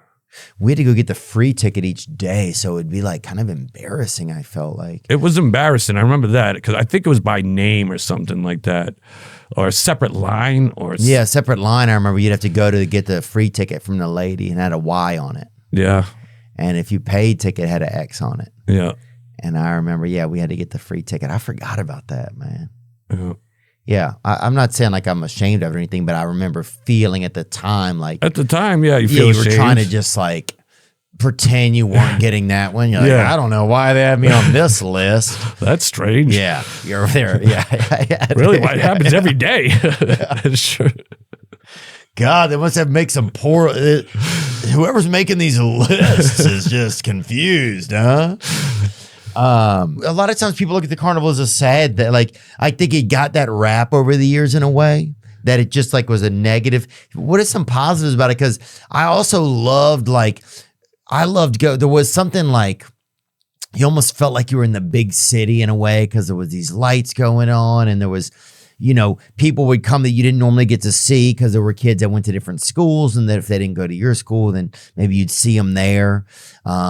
Those are things that I liked about it. There were like you got to gamble or play games. You didn't get to do that. There was no other world that you got to do that in as a kid. You know? No, you definitely felt a sense of like when you had a good weekend or a good day and stuff, and you felt like everything went off smooth, especially if you're doing food or like games that aren't a rip off of rides. Like, a lot of the ride guys would feel pride in having like a really nice ride with all the lights working and stuff like that, making sure every bulb is fixed. Because then you got some rides where the ride guys didn't really give a fuck. And all the lights are busted. You got one blinking light going and like, yeah, that's it. And no music. And the ride guys, like I said, he's like one of those guys that just got out of prison. And yeah, so he doesn't really care about the ride that much. But for the families that are out there, and like when you have a good weekend or like a really nice fair and you feel good about like, putting on a good show for everybody and like having a good, I had pride in having really like the cleanest stands and putting out quality food, You mean like a family's running like if a family owned, like we do the games or we do the we do the food and we do the games. So there would be some organization of that. Yeah, there would be multiple families. There would be like, sometimes 10, 12 different families out there. Yeah. All owning. I mean, sometimes you would have one guy that just owned his one game and he would travel everywhere with you, just running his one game. And that's what he owned. Was there another world of carnying where it was like somebody owned all of it and they would just hire all the people? Yeah, it's becoming that now. Oh, it is? Yeah, it definitely is. What is it like about that? What is it that makes people go to a carnival, you think, or go to a fair? Like, what is it? Fun. They want to go on the rides. Yeah. They want to have some fun. They want to escape. We need more escapism these days. Yeah. It was fun. I definitely remember it was fun. Yeah, and that was the thing. Like, it was crazy and stuff, and we have some crazy stories, but we always wanted to make sure, like, we wanted to provide a good time for the people, too. I mean, granted, the rides definitely, the games are a hustle, and some agents did take it too far. Mm-hmm. I agree. Like, those people that were getting robbed of their life savings, like, you're taking it too far. Yeah. But, for the most part, like, you do want the people to have a good time and come back the next day and bring more people. And any animals ever get loose out there when you guys? Oh man! Well, one time we let a chicken go. We stole a chicken or a rooster and we put it up in the doghouse of the music fest. Mm-hmm. So when the next day they came to work, there was this wild rooster up in the doghouse. And the doghouse is the control room where you run the ride. Oh, nice. And the music fest is the one where like they go around. It's like you're in a car that kind of swings and it goes around like this big, like not a track, but it's kind of because it's on an arm. So the cars swing and they swing around and they're playing like crazy music or whatever. I think I remember that one. And then it's like, are you guys ready to go backwards? Yeah. Let's go backwards this time. There it is. Music Fest. Yeah, dude. God, those rides were such a big thing when we were a kid. Yeah, we put a chicken in the doghouse one time for the ride guys. So when they showed up the next day. Yeah, because I remember one time a lady just brought a box of cats and fucking just dumped that bitch out at the fair. That's a good place to get rid of them. Yeah, I think that was like some of the vibe. It was just like people that had extra animals or whatever. And they're like, we're going to bring them up here because we knew people be up here. And if they want a cat, they got it or whatever. Yeah. But yeah, there was always some weird shit like that going on. Any love stories over the years you see where carnies met each other? And yeah, I mean, back in the day, that's the only place I really met. I mean, my friend April, who I was with for, almost 10 years or something. We were 16, 17 when we hooked up. And y'all met at a carnival? Yeah, she worked for somebody and I was working out there and she worked for a friend of mine, another family. Let me dart that balloon, huh? Yeah, she was actually pregnant when we hooked up already too. And, really? Yeah. Wow, that seems illegal. Crazy. That's crazy in the eyes of God, but I don't know. And we're still friends that Raekwon, her son, works for me now. Oh, yeah, really? Wow. Yeah, her son works for me. Like, really? Yeah. So, wow, that's love, man. Yeah, well, that's the thing. We're still best friends, Oh, really? Yeah, we're not together, obviously, but yeah, we're best friends still. And damn. So, yeah, we've had some. Love can happen out there. I think my nephew met his wife out there. He just got married a year or two ago. He met her out there. Yeah. Yeah, but she was South African. I think she came over from that whole, when they brought, because they keep bringing more South Africans over every year. Why? Just for that work and vacation they sell them. People think that they're going to come to America and make a lot of money and travel and see the country. But are they bummed out when they get here or no? They're most like, of them are. They are? But they're already here. And they're already here. Some of them pay to go back home. Like, you got to but some of them love it. And some of them end up rising up and getting positions of power too. Yeah. So it goes both ways. Some of them hated it. Some of them didn't mind it. And some of them loved it. Oh, yeah. The Mexicans, I don't know, because they all spoke Mexican. I couldn't figure it out if they liked it or not. Yeah, I think Mexican people adjust pretty well. Yeah. They just adjust well to most things, I would like to be Mexican. It'd probably be fun. Oh, yeah. I think I don't know if I'd be good at it, but I know I would try my best, but I don't know. Yeah. Well, my girlfriend's half Mexican. Really? Yeah. And yeah. Does that part of her seem good? I love it. Yeah, there you go. Yeah. Yeah, we'll see what happens. But anyway, that's like a bigger conversation. But what about like gypsies? Did y'all ever run across those types of folks? Oh, yeah. We had some gypsies. You know what I'm talking about?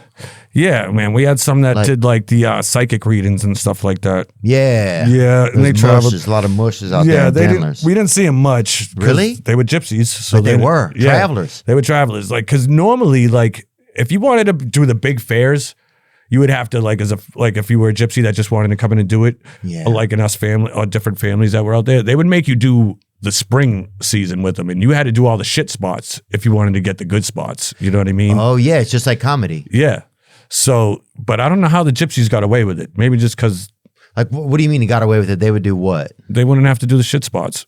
Sometimes you would just see a gypsy, like a psychic reader or somebody that did like the palm reading or the cards, and you would only see them at like some of the big fairs, and they wouldn't have to do like all the shit spots. Oh, they didn't have to play the smaller ones in this and the ones you didn't love. Yeah, and they were funny, man. And you'd walk by, like, because I never went into them, but she would always like, "Come on in, I don't know." And they're so perceptive because they would try to get you to think that they were being psychic or they knew something, but they're just watching what's going on out in the carnival. And they're like, "Oh, there's going to be a blonde in your life. I see it." And it's like, yeah, because you saw me last night hanging out with her. Right. Like, but they're, the funny. gypsies are, real interesting. My brother's friend Donnie is a gypsy, I think. He might not admit it, but I think he is. But I don't know if he is. But he is. He is.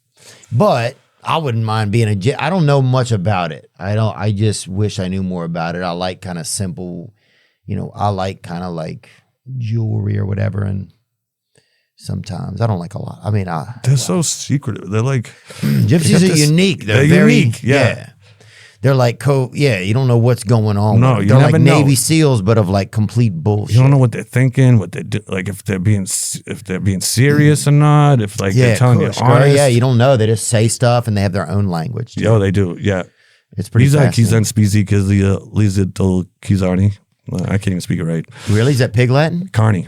Oh, that's Carney. Yeah, Carney's tough because you have to. Oh, there's a Carney language. Yes.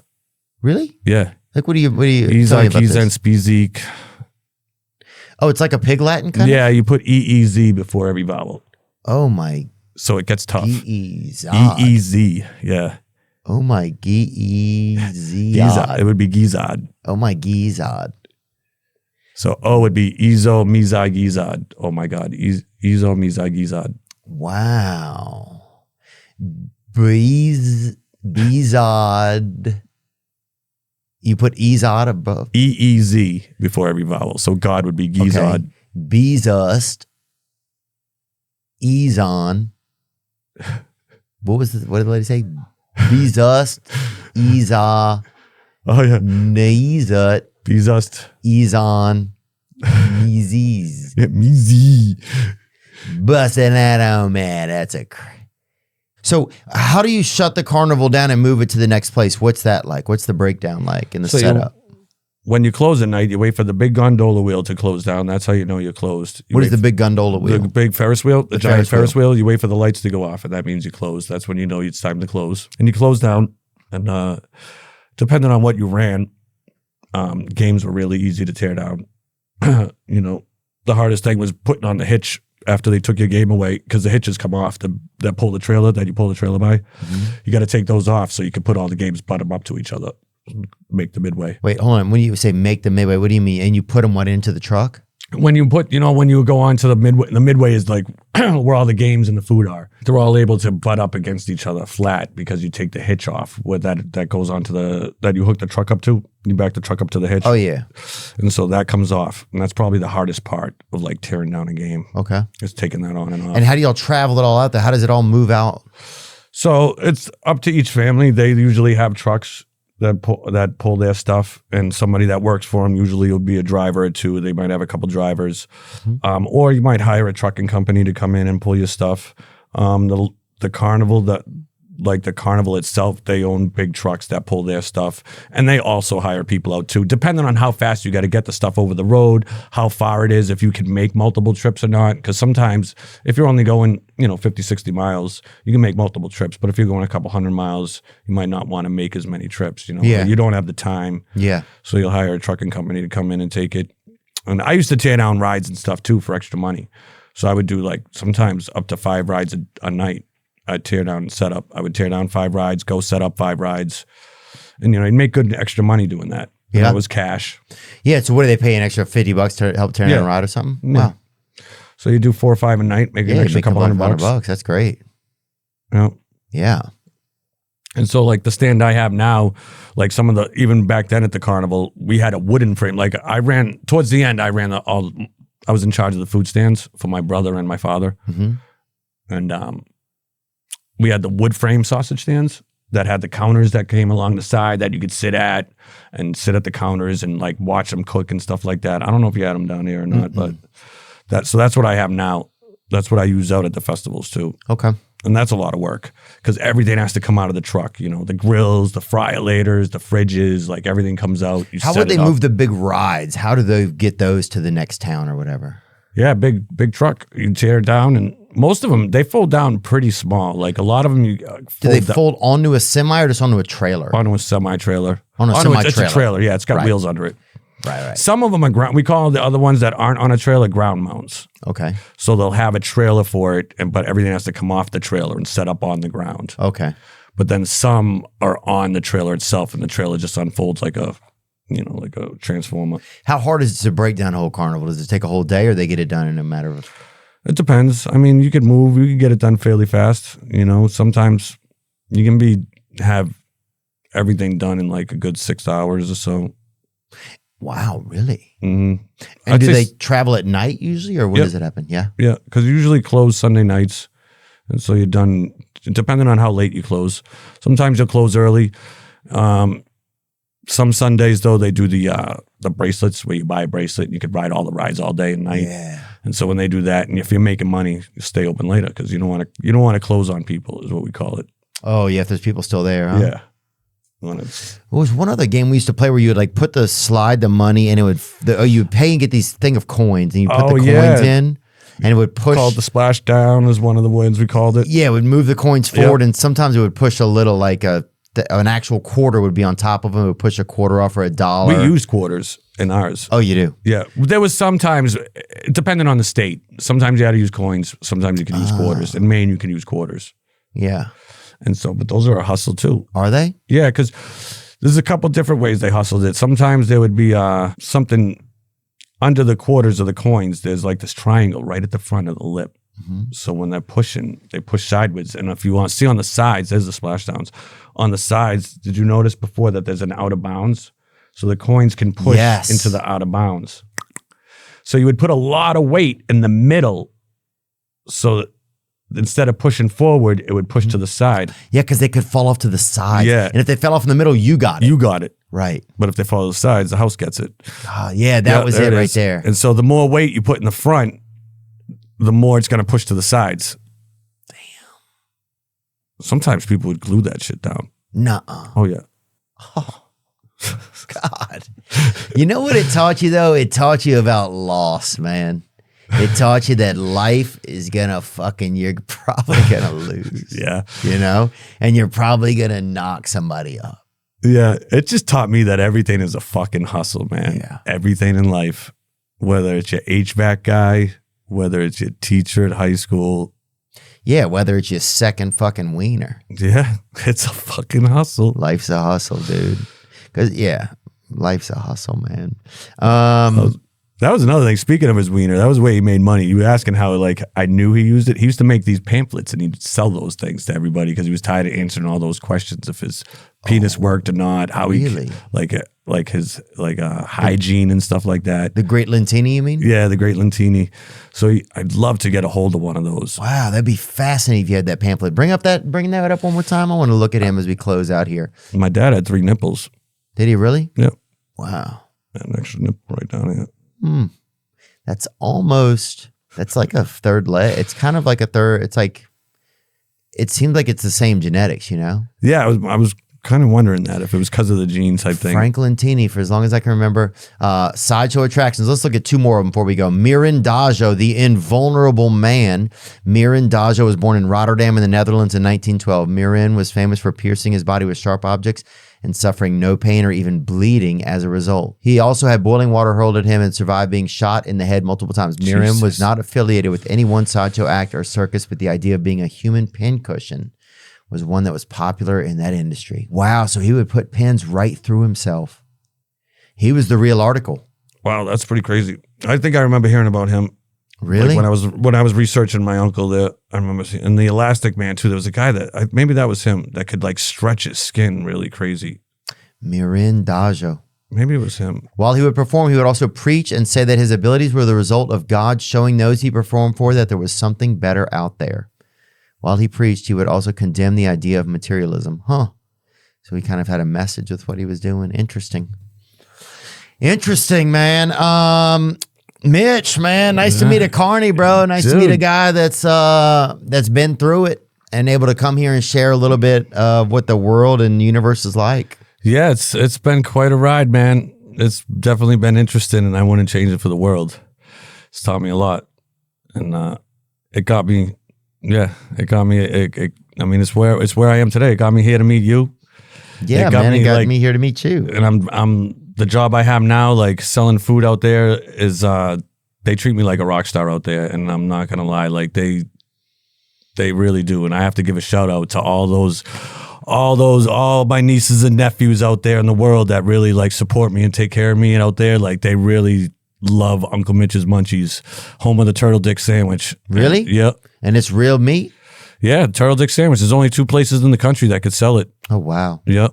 It's endangered. It's got to be endangered or whatever? Yeah, so we do it, nice. We get the turtle, we snip it and send it back off in the wild. You serious? No. Oh, But we do sell a turtle dick sandwich, but it's not real. but it's not turtle dick. Okay. But Yeah. that's what it says on the menu. It says turtle dick sandwich, and then it says, if you have to ask, it's not for you. Oh, I see. So we fuck with Well, that's everybody. just one of the things. It's like you just can't even get real turtle dick anymore. No, but you should see all the turtle dicks we have now. People make turtle dick. Like we have all these turtle dicks, a dancing turtle dick, and just all this crazy shit out there. The games continue, Oh, man. man, they don't stop. I love it. Thanks, Mitch, so much for your time, man. Yeah, I appreciate you coming, dude, and Thank spending some you. time with us. And I'm going to see you on the 9th. Yeah? Yeah, it's actually what I do in the winter. I work for my buddy's company, North Beast, up there with Ashley and Frankly at UMass Amherst. Oh, yes. Saturday night or something? Saturday night. Yeah, I think a Friday night, Saturday night. This whatever. Friday night? Yeah. Yeah. Yeah, I'm going to be working it. That's crazy. Yeah, I'll see you soon then. Yeah, it's crazy. Mitch, thank you so much, man. Nice to meet you, bro. Nice to meet you. Sorry for the sweaty. All good, man. I'm nervous still. Now I'm just floating on the breeze, and I feel I'm falling like these leaves. I must be cornerstone. Oh, but when I reach that ground, I'll share this peace of mind I found. I can feel it in my bones, but it's gonna take.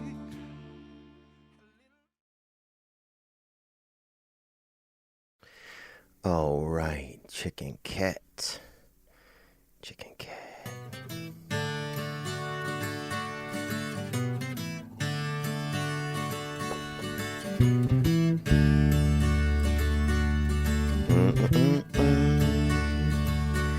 Celebrate living, celebrate misery. You know that soon we're gonna die. It's Monday. Happy Monday. Let's have some fun while we all die. Happy Monday, guys. Happy Monday out there in the world, wherever you are. If you're in a, if you're in your car right now or your truck, if you're in a van and and you got them headphones on, you got a couple of kids in the back that don't even need to be listening to your wild step cousin Theo right here, because he might throw sometimes my brain throws an expletive and it uses my face to toss it into the universe. And so, yeah, but wherever you are, if you're sitting at home snuggled up with a loved one, dude, that sounds beautiful. There's nothing I wish more than that there's two beautiful, or not even beautiful in their own minds, and it doesn't even matter who thinks they're beautiful. I just hope that there's two thick gay men out there just snuggled up somewhere listening to this bad chatter out into the universe, because that's something about that makes me... It doesn't make me feel homoerotic, but it just makes me feel like, you know what? Them big dogs is out there, staying natural and having a good time.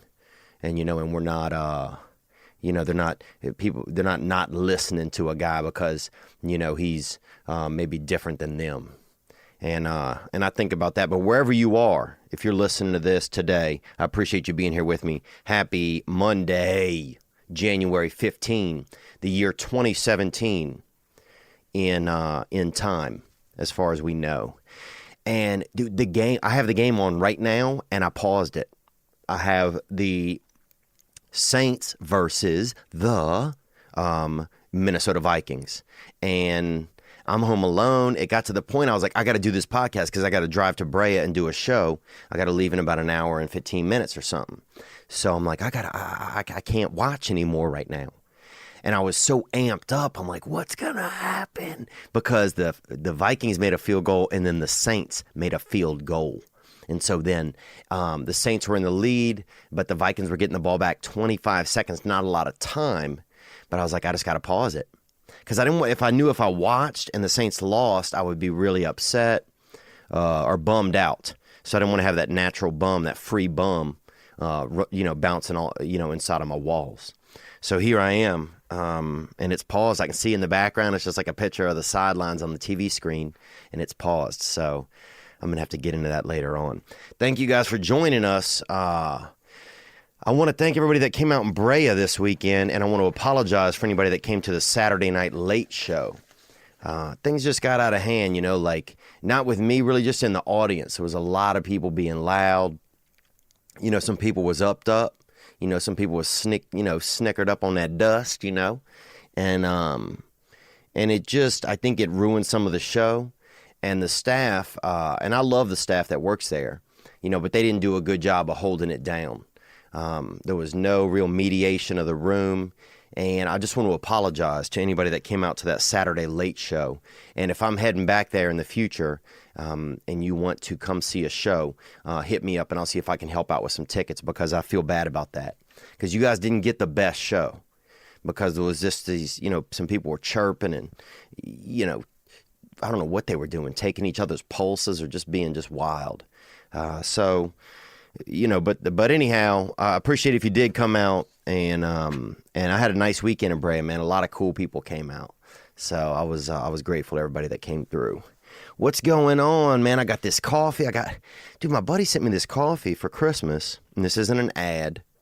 My buddy sent me this coffee for Christmas. It says on there, I just opened it. It says, it's called Cups Coffee, and it says Guatemalan single use or something, or 1 year old. And I'm like, damn, this shit sounds, I just want coffee. You know what I'm saying? I don't need to know, I don't need its birth certificate. I want fucking coffee. I want to not have to go buy cocaine. So I want to just use something natural. I want coffee. This shit got me making me feel like I'm involved in sex trafficking or something. This just says Guatemalan, 72 months or something on it. And I'm like, what the hell, man? So now I'm drinking coffee and I'm a little bit nervous, and I just don't want to get caught up in some kind of, who knows? In the future, maybe they'll bust a man, he used to drink coffee that was only 3 years old. No man should be drinking coffee that hasn't been aged, where the beans haven't been aged at least 18 years. And who knows what's next? They taking men out of the universe. They're trying to take us out of the universe sometimes. And I know it's not an intention. I think a lot of this, there's a strong female movement out there. It's like the whole world. It's like Mother Nature herself is about to just, drop an egg, like she's just on that station.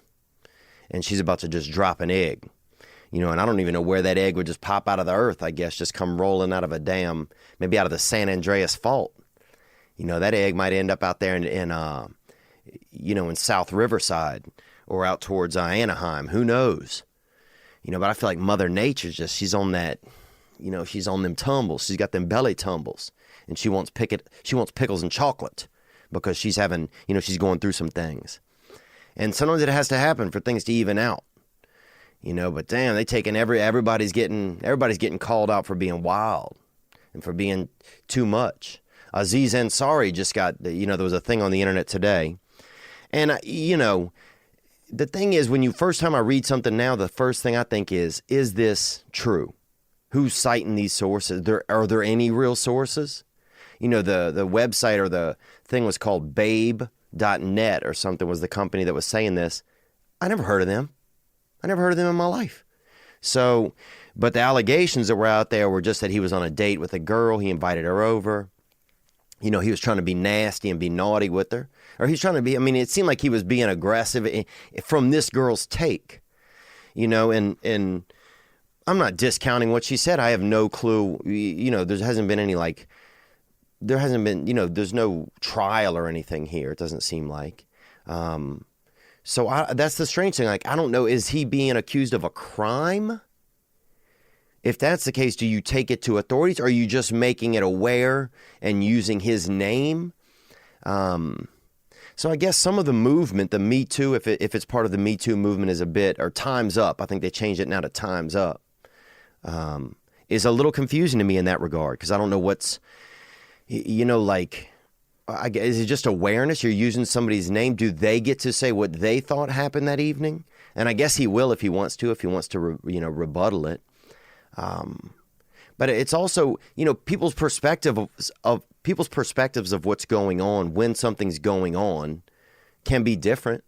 They can be different, and we didn't all come from the same history or the same experiences, Like, what if a man has only had one girlfriend and she's real rowdy, and she likes the man to fucking, put jingle bells in her ears and, beat her on the back with a fucking, semi-hard billy club, or, put put egg yolks on her legs and dip them in damn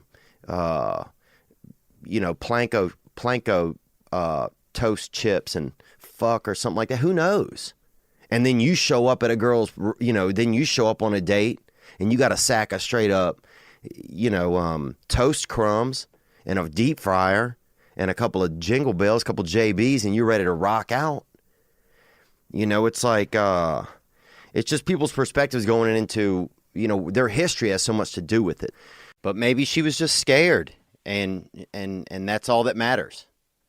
And that's why this is coming out, because, if a woman is if you are, that men need to have a look at what is aggressive behavior or what could be aggressive behavior. And maybe there's certainly, if I'm going to spend my time, reading it and thinking about it, I'm going to try to have some takeaway from it. You think about a young girl being in a place with a guy who's older, more experienced, and if I can't exactly put myself in that situation, but I can try. Maybe it's just it's an overall mindset that some guys have going into hookup scenarios with chicks. And it's supposed to make us, and that's what this is she's just trying to make us think. And that's all she was trying to do. Maybe, not all she's trying to do. She's trying to obviously get this off of her chest. And, but if you look at the conversation between them over text message, it looked like she was just trying to make him aware. Make him aware of what maybe seems comfortable and normal to him is not comfortable and normal to her. Or comfortable. Maybe normal isn't even it. I'm just, spinning my wheels here. But I guess, we got to think, as men, because one, we don't want to, you don't want to harm someone. You don't want to hurt somebody. But two, you also want to, you don't want to not try and express yourself sexually if you think you're in an environment where you can do that, because that can be tough on your psyche too, to feel incapable of sexual expression or unallowed to have sexual expression. And I'm not saying what he did was sexual expression, but obviously to him it was, but to her it wasn't. Maybe it makes me wonder if maybe my attitudes might be part of the problem. It has to make me ask myself that. So there's definitely value right there in making me think. But it's wild. Here this guy wakes up and maybe he does this kind of stuff all the time, and maybe he's a nasty cat, and maybe this is something that that needs to come out to help him get better. And maybe that's the way it's being done now, is just on a public scale. Like the future of men. What do you? Maybe in the future it's you sign an agreement. These are the things I like. These are the things I don't. We're becoming so. You chime into an app. I'm into these 6 or 7 different ideas, and someone has to agree to them. And it's wild. It's a different. There's just a lot going on. There's a lot going on. A lot of factors going on. But I don't know who won the game yet. I do not know who won the game. I do not know who won the game. We got some good calls that came in, man, and I'm not jumping to those just yet, but we have an interview. I have to do a call out to a lovely young lady here in just a second who's going to be on the hotline, because we brought up well, first I got to call in. Oh, I'm all over the episode, man. This Guatemalan 6-year-old has got me chirping out here, man. We had a call over the weekend that came in about Hawaii, and this was from Josh in Hawaii. Here we go. Yo, Theo. This is Josh calling in from the island of Hawaii. And yeah, I'm just calling you after a little post-nuclear apocalyptic scare that we had this morning. I woke up to an Amber Alert saying there was an inbound ballistic missile headed to the island of Hawaii. Rise and shine, boy. Onward. And I basically woke up into a scarier reality than the nightmare I was having. And there was about 30 minutes where, yeah, that was a real reality, man. Wow. I was just constantly updating my Twitter, trying to figure out what the fuck's going on. Nobody's saying this is a false alarm. And I'm walking around outside, just looking at my neighbors, trying to figure out if we're about to be bombed by Kim Song Jun, whatever that dude's name is over there. Anyways, Kim Jong-il, baby. And I'm going to say this, you might want to get that man's name under your tongue, you know? Just because if he shows up, that's probably the first question he's going to ask us when he takes over. What's my name? What's my motherfucking name? And if you do, most people are not going to know it. Song Young Lamb, boy, you're out. They're going to chop you down right there. Chip Choppity Chop. Somebody's going to say that, dude. Somebody's going to say your name is Chip Chop Lamb. Young Lamb. Somebody's going to General So. People are going to have the worst ideas, and they're going to take you out. So I think his name's Kim Jong-un or Kim Jong-il. The problem is they keep killing these Kim Jongs. You know, little Kim Jong grows up, kills big Kim Jong so he can be the BKJ. And then a little Kim Jong grows up and kills another BKJ, and it just keeps going. Kim Jong-il, uno, dos, tres. That'd be cool, dude, if it was Kim Jong-ocho. That'd be dope. And he came out with a little bit of a Latino flair, you know? Kind of like he, like he just showed up on Monday Night Raw one night and was like, Kim Jong-ocho. But I can't imagine that, dude. Imagine now that moment where you're telling me for 30 minutes, you thought this was a reality, that they're ballistic middle. First of all, I'd have to Google ballistic. So that I'm gonna start right there. Like, are these fun? Like, what kind of missiles are these? Like, do I just not have to be within 20 feet of where it lands? Like, what am I up against? But can you imagine that for 30 minutes? I wonder how many Me Too occurrences happen just during that 30 minutes. Because if I'm somewhere and they say you got 30 minutes left, the countdown is here, dude. I'll tell you this. I'm gonna throw down about 300 milligrams of Cialis and finally start talking to the women I've been afraid to talk to most of my life. That's exactly what I'm gonna do. You know, I might have to take a dude down with long hair if he uses good conditioner and I never see his face and I walk up to him from behind and just say, hey, ma'am, are you into wild stuff? And do it like I would never want to see the front of him. But yeah, dude, that's 30-minute countdown. I'd love to know what you did in that time. Well, here's the thing. You had to be, the first thing you probably did was look more. Is this real? But if nobody knows if it's real, and I think Hawaii didn't even make the announcement until later in the day to say it was an accident, or I'm guessing it took 30 minutes, you just said that. Man, 30 minutes? Right now, somebody says you got 30 minutes, what would you do? I'd probably drive over to somebody that I love. Honestly, it would be a girl, and I would probably try to have sex. I'd talk to my family.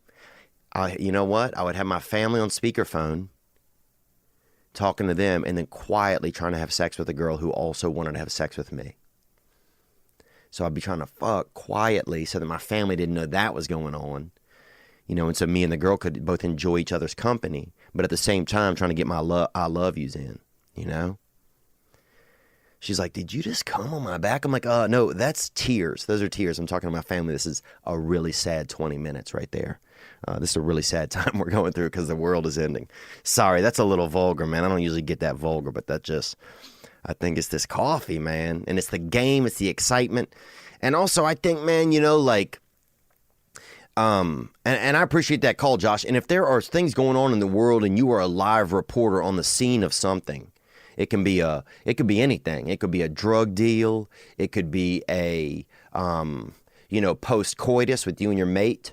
It could be, you just shot an animal, your buddy just shot it. If there's something going on that, or if there's an earthquake or there's the Hawaiian missile practice, whatever's going on, and you're a live reporter on the scene, hit that hotline. Drop us that information. and we can play it because that was nice to have Josh call in and let us know what's happening out there in Hawaii. We had a great call that came in on last week's episode, and this was it right here. I'm gonna play it, and then we're gonna call a lovely young lady who's gonna be able to fill us in on some information. Here we go. Let's hear it. Hey, Theo, this is JP from down in Alabama, and I was calling you about dead porn stars, man. Had two of the greats pass away in late 2017. Well, now they've left behind all this material, and I feel like a lot of people that are, scrolling through these porn sites and stuff, they may not know these girls are dead. What are your thoughts on people jerking it to dead porn stars? Man, and and some people would listen to this question like, "Oh, that's stupid. Who cares? That's stupid. It's about pornography." And I know this show, this episode, we've had a little bit of smut chatter. We've been talking about things that are a bit smuttish, and this show isn't devolving into something smuttish, but this was a good question. This is a good question, and I don't really think that I'm going to give you my 2 cents in a minute, but first I'm going to call. I've got a lovely young lady here. Her name is Zoe Monroe. You can check her out. She's a pornographic star, pornographic actress, and she's in. And it's tempting here because she is in. She's out there dancing. In the dark arts, and she's a real professional, and she is. She's good at what she does. I've fell victim to it many times. On my home computer, and I'm going to give her a call right now. And see what she thinks about this very topic.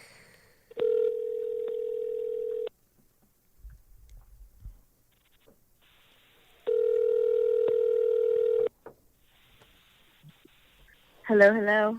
Zoe Monroe. What's up? I'm doing good. How are you? I'm good. Taking bong rips on a hammock. Oh, you're taking bong rips on a hammock, huh? Yep. You ever try to do a bunch of cocaine and just stay in a hammock? I don't think I have. Well, it's hard to do. I think it's probably easier to stay in a hammock on pot. Yeah, it sounds like it. Yeah, because cocaine will make you want to get out of a hammock. At one point I felt like I was just trapped in somebody's net. But we had a great call that came in on our podcast this week, and I'm a fan of your work. I'm a fan of you personally. I think you're a real sweetheart. Oh, thank you, Theo. Yeah, you. Anytime I've been around, you always make me laugh. I know you're a big pet owner. You got a big heart, and you have a nice, body and everything that I've seen on the internet. And so, well, hey. Yeah. I was just saying on the podcast that I've definitely fallen victim to some of your work over the years.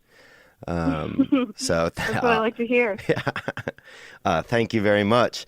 But we had a caller that called in, and he said his question was, last year you guys lost some popular pornographic actors and actresses, I think, but in your industry, mm-hmm. Is it okay?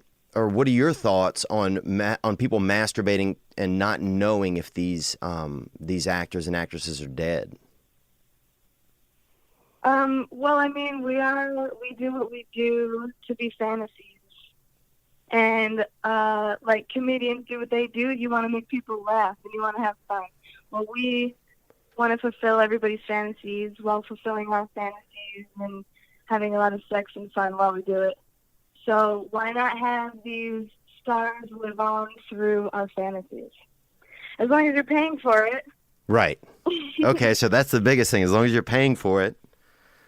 Do you think there should be because, all the tube sites are ruining the business. And if people still want the amount of porno that we all make for y'all to keep coming out, some people got to be buying it because who's going to pay us?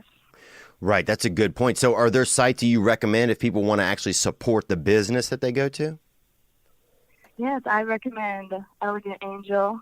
They just released 2 squirting showcases of mine, so naturally I'm going to say them first. Oh, wow. Evil Angel's a good one. There's a lot of different angel ones we got. A little bit of crotch archery, huh?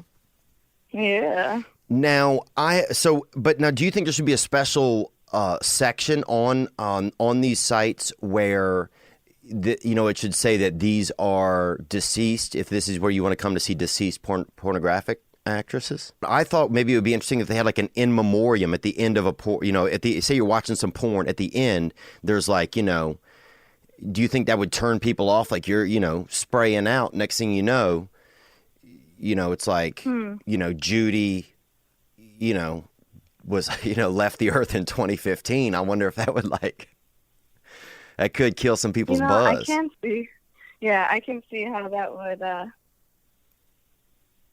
interfere with your little after-cum euphoria there.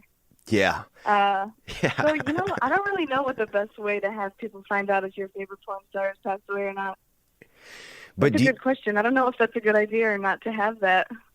Do you, if you pass away, and I hope you never do, I want to tell you that. Thank you, Theo. Yeah. I mean, I just hope the world just gets to see your skin and your, breasts and, anus and legs and everything for decades to come. And Oh yeah, me too. Okay, yeah, good.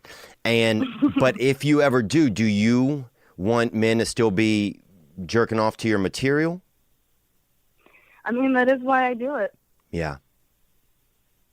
Do you think there should be a clause maybe that people who work in porn put into their with a driver's license, you have to get a thing that says like, yeah, I'm willing to donate my organs if I die, Mhm. Do you think they should have something like that for you guys, maybe where it's like, oh, well, yeah, if I die, I'm okay with people still. I mean, the purpose of that would really only be for the fans, because the companies honestly don't give a shit. If they're still making money on it, they're still going to make money on it. Right. Either way. So final say, what would you say to this guy then? We had a guy who called in. He said, is it okay to be jerking off to dead people? Is it okay to be jerking off to dead porn stars? I think yes, because they made all of that content for you to jerk off to. Yeah. I don't see why them being here or not being here would have anything to do with it. But I can't see how that is a very good question. Yeah. Yeah, it certainly made me think. Well, I appreciate you taking some time to talk to us. You guys can follow Zoe Monroe on her Instagram at Miss MS Zoe Monroe, MONROE. But beware, if you go to her Instagram, dude, you're probably going to end up taking a 15-minute break from work.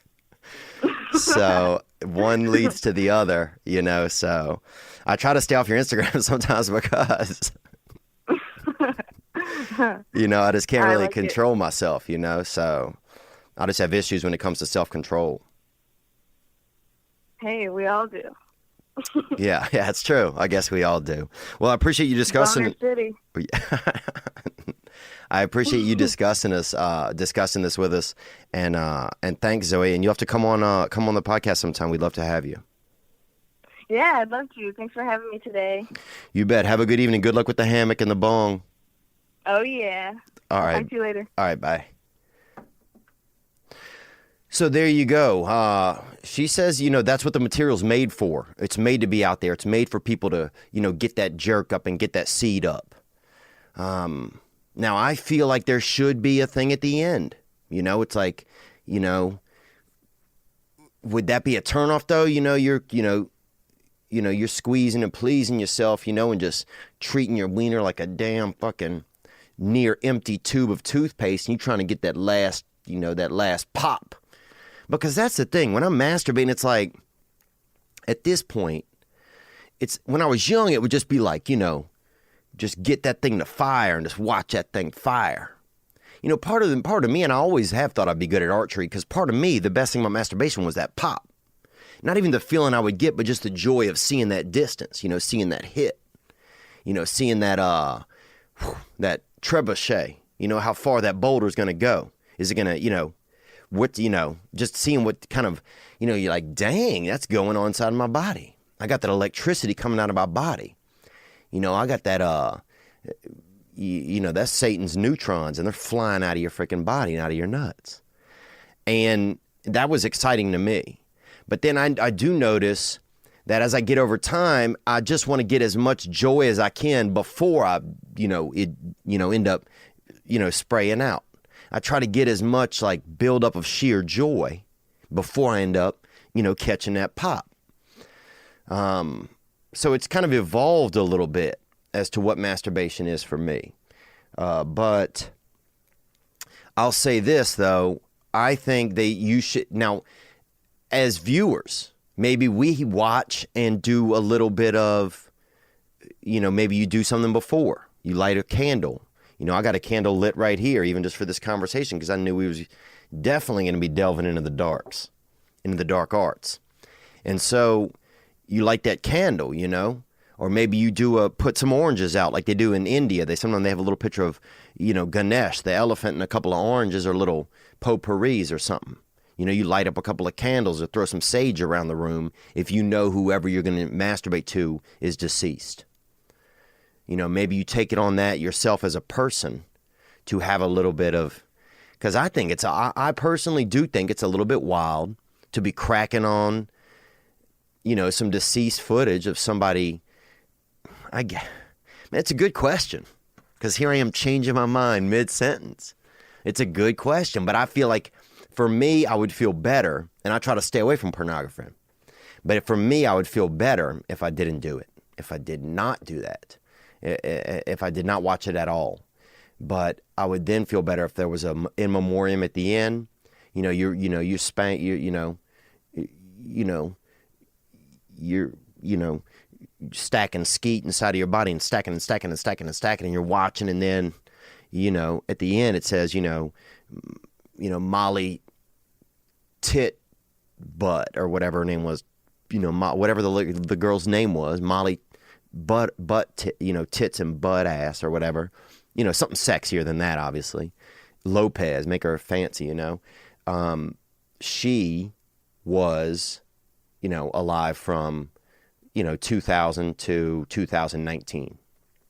And you'd be like, whoa. I think it would make it more real. I think things like that would make it more real. And maybe you throw in a couple of other stats.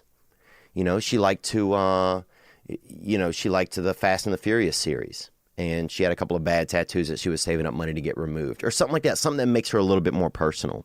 That could be interesting. But then, like Zoe said, a lot of that is fantasy. A lot of that is, you want the fantasy. So if they had it, if a headstone, if you had a headstone section of pornography, would that kill the fantasy? And I could see also how it very well could. So yeah, I think if you light some candles or do some special stuff, maybe, get out one of those, a lot of times in some of the churches, they'll have these little, the priest will go up and down the aisles with this wand full of holy water and just, he's just basically doing that. That's just skeeting out of his own wand, but it's water. It's spirit skeet, basically. It's holy water. And he's throwing that on people to get everybody hyped up about the, about the Lord feeling good for everyone. He's getting everybody hyped up. But if you did that, maybe, or something around your house, you throw some sage or you do something spectacular before you delve into it. So you got a little bit of the protection of something good in your heart before you're out there jerking off to the deceased. Because any way you look at it, in the end, you are jerking off to the deceased.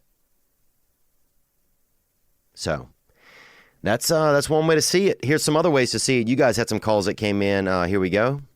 Hey, man, this is Brandon calling from San Diego. I actually just saw your show at the Brea Improv. Anyway, I'm calling in regards to... Oh, well, I appreciate that. You notice he didn't say that it was good? I think he might have been at the Saturday Night Late Show. Thank you for coming out, Brandon, though. I do appreciate you, man. Onward. The gentleman that called in the last podcast asking if it was right to be jerking it to deceased porn stars. There's two ways to look at this, I think. The one way is like, you're thinking, man, this girl's dead in the ground. Like, this is her ghost fucking this dude. Like, can I even get hard to this? And if I can, like, should I nut to this? Like, does this feel right? Now, that's a good point. There's two moments there. Should I get hard to this? Because getting hard to something, that's one thing. But catching that bust, that's another thing. Freaking letting out that, that fucking, just letting that nut goose fly out of your wand. That's something. That's another thing. That's two different things. So I'm glad you're saying this. Onward. And, I get that. You can get creeped out going down that path. But there's another way to look at it, too, and that's that you know, these girls, this was their passion, this was their career, this is, a lot of them loved what they did, you know, and it was an art to them. I just think about, like, when Michael Jackson died, man, like, the radios were blowing his songs up for weeks afterwards, you know, and, you know, people still listen to his music now. I think that you can still have that connection with even a porn star too. It's just another medium of entertainment, isn't it? Go ahead.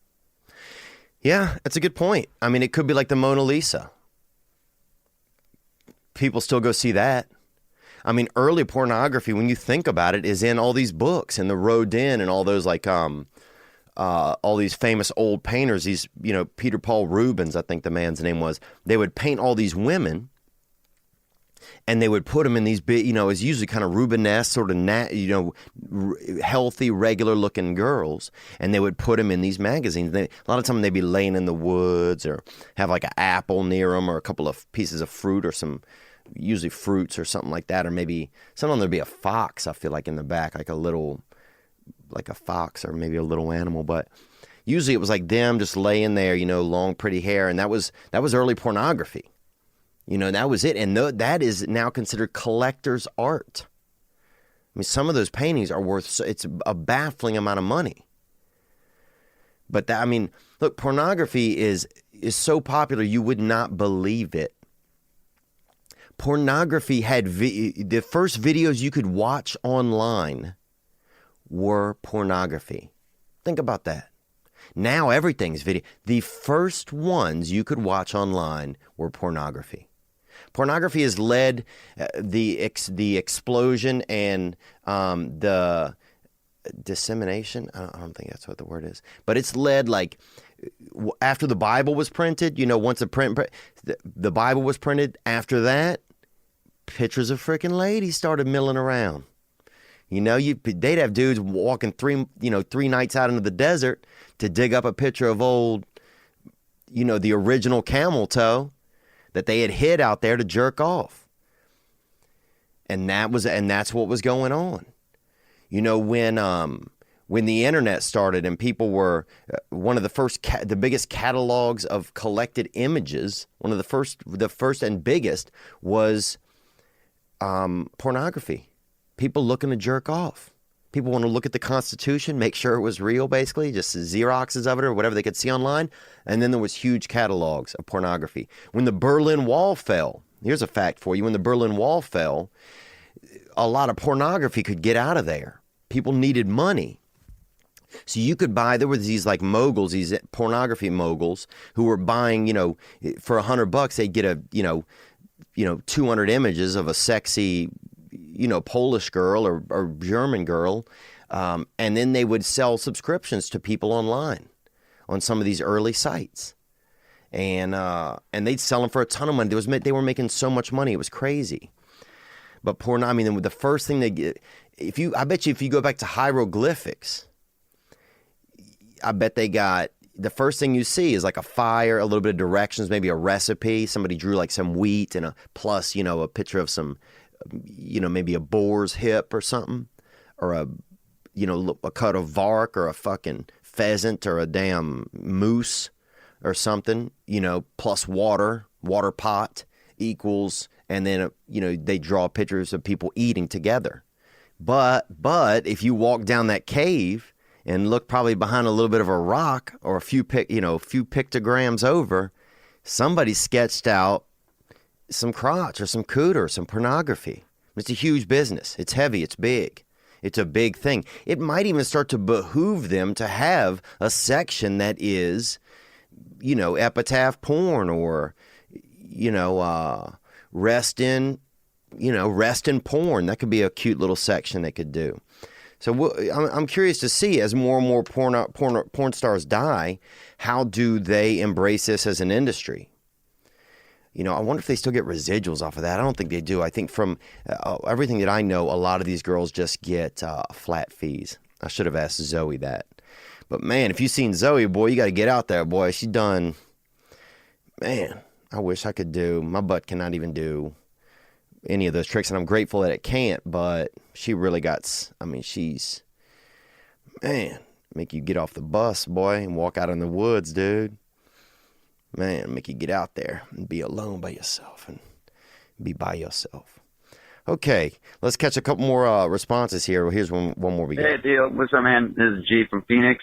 Just calling in about JP's question, jerking off to dead porn star. I think that it would be disrespectful not to, because that's kind of like, that's their art form. You think if Denzel Washington died, that he would want us to stop watching Training Day? If anything, you should have a marathon and watch all of them. I don't know if you could do that in a row, especially some of these bigger ones, because they have such a volume of work. It just translates like that. Denzel would want us to remember the Titans, not black it out and not ever watch it again. Well, true. That's a good point. But if you remember the Titans, dude, and you out there trying to remember them, you know, I'm not jerking off to remember the Titans. You know, that's the thing. You know, I'm not out there jerking off to, you know, Sergeant Sully lands the plane or whatever that movie was. So that's the thing. It's different if you're at the movie theater and Denzel Washington's dead and you're jerking off to whatever, Stand By Me or something I think he might have been in, then that's fucked up. But if you know, with a porn star, it's a little different because there is that physical connection where there's expected to be, I think, a release. But I respect that. It'd be disrespectful not to watch. They did the work. They put it out there. You know, in 30 years, this could be like those, like the books when I used to go see in the library. And I've told this story before that when I was young, I was into pornography early. And once I saw it, I mean, the first real porno magazines I found in my well, the first one, this boy at the library showed me a picture of it and beat me up. And then we had this other kid before that used to draw. You have to draw crotches. If you wanted to see a crotch, you had to get him to draw you one. Because this dude was, I mean, he was just like Jared the Jeweler. I mean, this dude had the best. He could draw. Oh, he could draw it all. And that's what you get for the weekend. You know, give him, you know, $6 or something and get that drawing of crotch for the weekend. But then, you know, I started going to the library and seeing these Rubenesque women in these old volumes of in the library. And dude, I remember I'd be so erect in there, in that library. And I would take this book and literally close the book on my wiener, you know, and just kind of smash it against it, like press the book against it on both sides until I, you know, expelled joy out of my body. And that's just being young. I mean, I think I was probably 12, you know. And we've all done weird stuff, and I'm not proud of that, you know, but I don't feel a lot of shame of it because I just, this wasn't a time, that's how, if we wanted porn, like, you know, it was so rare to come across. So anything that would get me lit a little bit in the crotch, I would find it. And I found those, these were encyclopedias, art encyclopedias.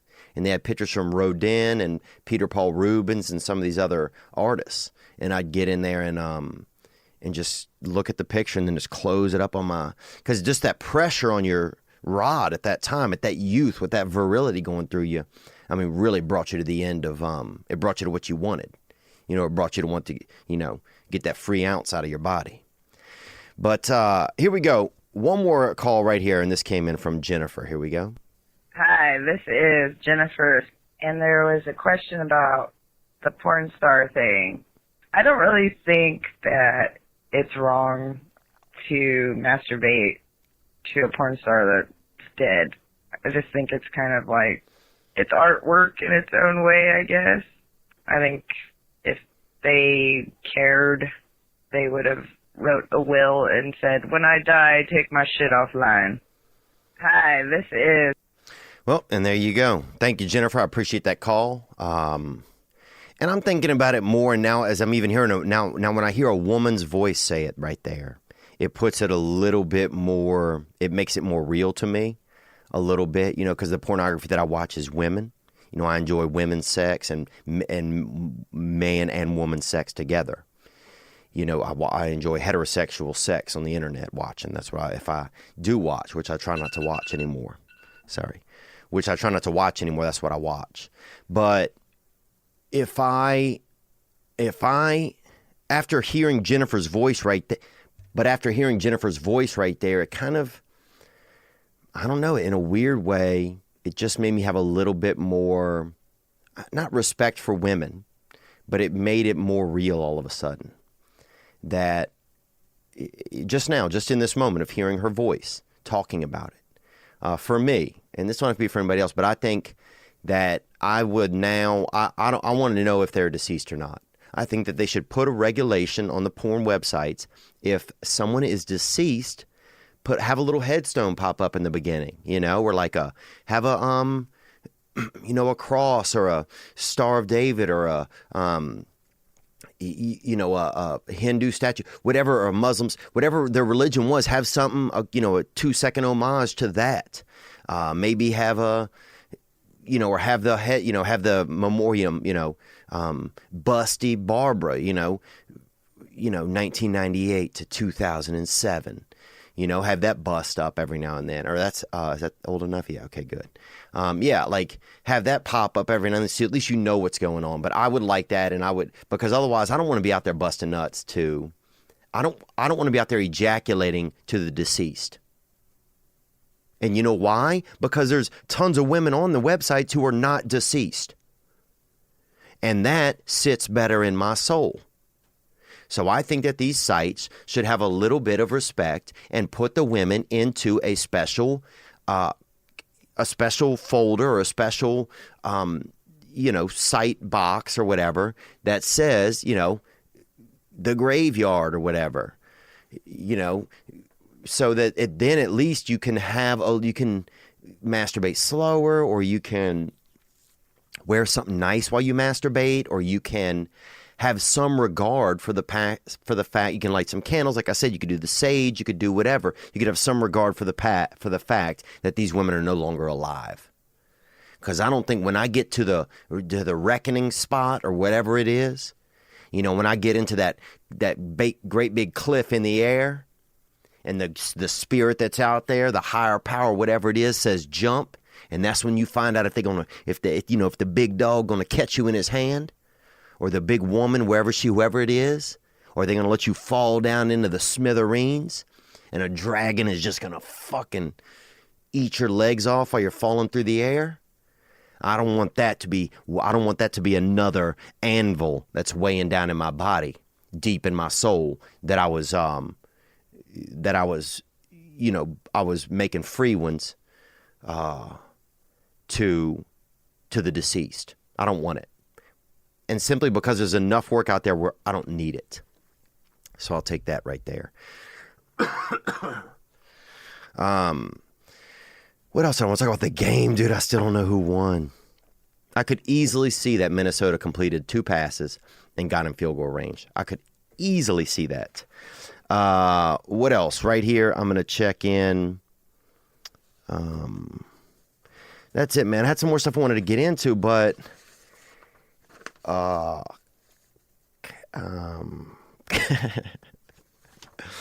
this is in the news. I'm going to hit this news story real quick. A man claiming to be a police detective went to his local adult porn shop and demanded they give him free porn videos so he can make sure none of the performers were underage. What a smut muppet. He made 3 attempts within a 9-day span when the store owner finally had enough and called the police. This man is still on the run. If you encounter a man claiming to be with the... Sorry, this is making me laugh. It's not cool. With the age verification unit, make sure you don't give him any of your porn for free and alert the police immediately. And like Zoe said right there, man, a few minutes ago, hit the sites that she mentioned. Pay for the porn, get the good stuff, get involved, support your artists. If Picasso said, "Hey man, you want to come watch me paint?" You're like, "Nah, let's look at your old shit all the time." He's like, "It's $3 to get in here and watch me sketch something out."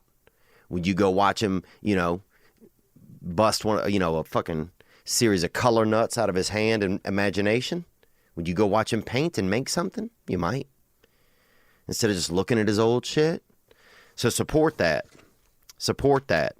We have 2 more calls that came in. Actually, one was an email that I wanted to get some, maybe some suggestions you guys might have. If anybody out there has kids, you guys might have some information on this. I'm going to tell you my upcoming dates. This weekend, I'll be at the New Comedy Club in Jacksonville, Florida. That's the 18th through the 20th. I'll be at Harvey's in Portland, February 8th through 11th. February 16th through the 18th, I'll be at La Jolla, California at the Comedy Store. February 22nd through the 24th, I'll be in Indio, California at Fantasy Springs. And April 6th and 7th, I'll be in Tampa, Florida at Rock Brothers Brewing. There's also, I think, March 22nd and 23rd, I'll be in Tacoma, Washington. That's where I'll be, Tacoma, Washington, and Spokane, Washington. I'll get those dates up on the website this week. Let's hit one more call right here. Here we go. Hi, Theo. My name is Nicole. I'm calling from Houston, Texas. Thank you for your call, Nicole. Onward. I'm a stay-at-home mom. I have a young boy, and I'm expecting another young boy here in a few months. Oh, congratulations. He's going to have a brother. You know, that's pretty special. I don't think, you know, you can't really plan ahead on a lot of that, you know, you know, I don't think, you know, as a parent, maybe you don't know what you're creating when you make a brother for a kid. But that can be, I mean, there's no other relationship like that. So, you know, I commend you on being brave enough to have 2 children, because you not only you're going to be creating a relationship with you and your son, you're going to be broadening your family, but you are giving a kid a brother. And there's nothing, you know, I can't explain to you, you know, I'm fortunate enough to have a brother, and I can't explain to you what that relationship is like. It hasn't always been great, but it's just it's so great to have a brotherhood, to be able to compare and navigate how I'm supposed to behave towards other men, and how and have someone who already is a little bit of a blueprint of myself out there to look at and feed off of, to get ideas and inklings for things and get some advice and some suggestions. So you're really creating something awesome. So I commend you for that. Onward. And I, along with what seems like my entire community of girlfriends, we were all professionals that chose to stay at home. And when that happened, we saw that we were underserved in the capacity that we're taught how to be great employees, great coworkers, but we have never been taught how to manage a home and to raise children, you know, do all of those things, a bit more traditional in nature. So my question to you is, especially since you have talked to us a lot about the sort of war against men, the culture of irresponsibility, which we all see that's happened and is happening. What are some things that you as a man would advise new moms to instill in their young sons to be later good men? Does that make sense? I hope so. Hi, Theo. My name is Nicole. And that just circles back around her call. Sometimes it just plays. If I let it go through, it starts back over. But that's a great question. Let's hear the very end of it again. Here we go. One more time. Are some things that you as a man would advise new moms to instill in their young sons to be later good men? That does make sense. Sorry to clear my throat there. It does make sense. If, you know, I think spending time with them one-on-one as they get a little bit older, you know, as they get to be like 5, 6, 7, 8, spend some time just separately. Go do something separate with your son. You know, one of the only things I ever got to do with my mom that was just me and her was we went to Wendy's one time. And I know that doesn't sound like a lot, but, and I probably have talked about this before, but, you know, my mother worked all the time. You know, she didn't want us to be on welfare, so she worked.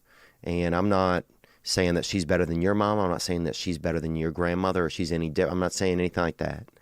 I'm just saying that, and I think she worked sometimes too because she was probably stressed out from having 4 children.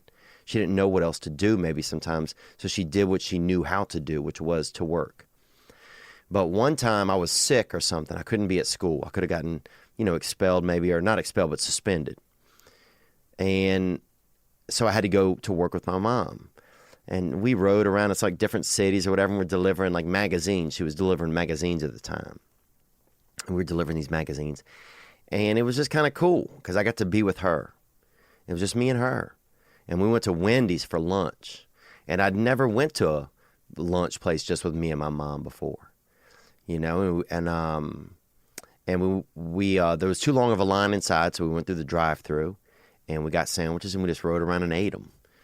And I'm sure I was probably an asshole that day, but, it was a typical kid. But looking back, I remember it as like one of my favorite times where I got to spend time with just me and my mother. So I would just make sure that, or I don't know, make sure I don't have a family, but I think that that's important to make sure there's some connection there. And then, I think try not to tell your son, he don't always want to hear what will do better. Sometimes he just wants you to love him and just let him know that he's okay. And to, let him know that you love him. That's it. Sometimes a kid doesn't always hear how it could be better or how he could have done it different or what, because they don't, that's adult stuff. And I've struggled with that over my life, telling people they could do better. Sometimes people just want to hear that they're not alone, and especially your son will want to hear that. And then I would take some control, and I would talk to him about how he treats women, because I don't think that's a conversation that just men need to have with their sons anymore.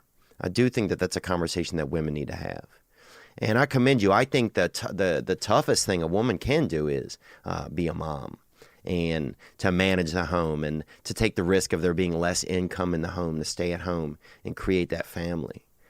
But if we can get out of what the world tells us is good, and we can get back into what our heart tells us is right or good, I'm not going to say right, that's not the word, but feels good, then I think, we'll find a lot of times that it's being with our family, and having those fun times and having those, ridiculous. My favorite time that I ever had when I was young was when the power went out and my family would all be together, and we couldn't fight or beat each other because they had candles lit, and it's dangerous to beat each other around candles. So we would just be together, and we were kind of scared and nervous, but we were all together, like in one place. My mom had 2 candles, and so we would have to be by her, and we would have to be together. And it was just, I don't know, there was something special about that. So, I think those are a few things, but that might be some good calls, man. Maybe we can do that. Have a couple of calls that come in about that. If you guys have some thoughts on that, and that's, you heard her question, and I appreciate that question. I'm going to play it for you guys one more time. Here we go. That's happened and is happening. What are some things that you as a man would advise new moms to instill in their young sons to be later good men? Does that make sense? Yeah, it does make sense. And I mean, some of those are just going to be general, regular things, but I think I would love to hear some answers on this question for today, for today's society, today's times, because there is some evolution that needs to happen in, I think, some of the ways that we communicate. We can't help it. Evolution is happening. It's like we have to communicate now on, cellular devices. And, I think, so it's got to be a lot harder for parents. So maybe, I don't know I'd love to maybe hear if you guys have some stuff. I had some more awesome calls that came in, and I wanted to get to some of them. I just have to go do this comedy set, guys. I'm sorry, but I will be back on Thursday, and we'll get into some more good stuff, dude. You guys stay safe out in Hawaii. They had a mailman in Louisiana that finally admitted to burning all the mail instead of delivering it. And you know what, dude? That's fucking awesome, but also go fuck yourself, bruh. Mark Wayne Thompson pled guilty to delay or destruction of mail. Thompson admitted that instead of delivering mail, he just took it home with him and burned it. As a result, he now faces up to 5 years in prison or 3 years supervised release. That's hilarious. What you in for, man? Oh, fucking cooking up a batch of cooking up a batch of Bed Bath & Beyond coupons. Oh, what is the world coming to? I don't know, but I think we can embrace it with a smile as it does. There is dark stuff going on out there. Porn stars are dying. People are jerking off to dead people on the internet. And you might not like the way I frame that, but that's a real framing. That is a real framing, boy. That's Michael's. That's done in the back of Michael's. You know it. It's like more expensive than you thought. That's real framing. You know, but there's still also those mothers out there who are asking how can they help and do and raise their kids, and they want to know from kids who have grown up, what could your mother or your mother, what did she do, or what could your mother have done that you think would have helped you along the way? And that is a good way I think we can frame that question. So I appreciate you guys' calls, man. I appreciate everybody that came out in Brea. I hope to see you guys soon. We'll do some ads in the upcoming episode. Oh, that's my brother. My brother right there. What's up, Z? Hey, bruh. You saw it? Dude, don't tell me what happened. No. I didn't. Look, do not tell me. Oh, man, you should have texted me, man. Well, that's why I didn't. I wouldn't have told you anything if you had said, hey, don't tell me anything about the game. No, actually, this is a perfect ending because I'm just finishing up my podcast. This is the very end, and I don't know what happened. I paused it right after the Saints kicked their field goal. There was 25 seconds left. Yeah. And you're on the podcast now, and I can take this off later if you want, but... okay. But why don't you tell me what happened? I want to know. Oh, now you want to know what happened in the game? Well, yeah, I mean, now's the time to know. This is almost, I mean, I'm just finishing the podcast. This is the perfect time, and we were just talking about brotherhood and stuff a minute ago, so this is kind of, it's perfect. All right, we want me to give about 10 minutes about who I am? I'm just kidding. Yeah, no, I appreciate it, dude. Well, there was 10 seconds left. It's third and 10 or whatever. They need about 20 yards to get a field goal range, 25 yards, maybe more than that. Uh-huh. And, you know, I'll put it like this. There's a 1 in 100 chance that the Saints lose. 1%. Yeah. And they fell into that 1%. Yeah. They lost. Dude, he threw it to Tavon Diggs, whatever his name is. The dude caught it like the 40, right? Right. About probably 4 feet from the sideline. Marcus Williams was right there. Mm-hmm. Like, all he had to do was literally pull him to the ground. But for some weird reason, when Tavon Diggs jumped in the air, Marcus Williams, like, dove underneath him. I don't know what he was doing. Like, I think he was trying to upend him or something. Mm-hmm. And when he dove underneath him and missed him, I mean, clearly missed him. Like, wow. 2 feet. He rolled into the other cornerback. I don't know who, it might have been Lattimore, who it was there. And Tavon Diggs just ran into the end zone. No, they got a touchdown? Yeah, it was 0 seconds on the clock. It was 10 seconds left, dude. They were, like, on our 35? Yeah. No, on their own 35 or 40, yeah. Like a 1% chance we would lose that game at that point. Damn, man. I think they lost like that similar to Tampa Bay. I didn't see the end of the Tampa Bay game, but It just kind of makes me mad. Man. It was a heartbreak, man. It really was, because I didn't think we'd win that game. We were down 17-0 at the half. Yeah, I know. I didn't think we'd win going in. We had like a 30 or 40% shot, and we came back and really played really well the second half. And Yeah. dude just made such a weird play. I don't know what he was. I really don't know what he was doing. I can't figure it out. You know, I mean, they contained him well. I mean, it was like a last ditch effort, basically, is what it was. And I just don't see how. Yeah. But it happened. You know, it's over now. I mean, our season's over. I still can't believe it, but it is over. But man, I mean. Yeah, the weirdest stuff, dude. Damn, man.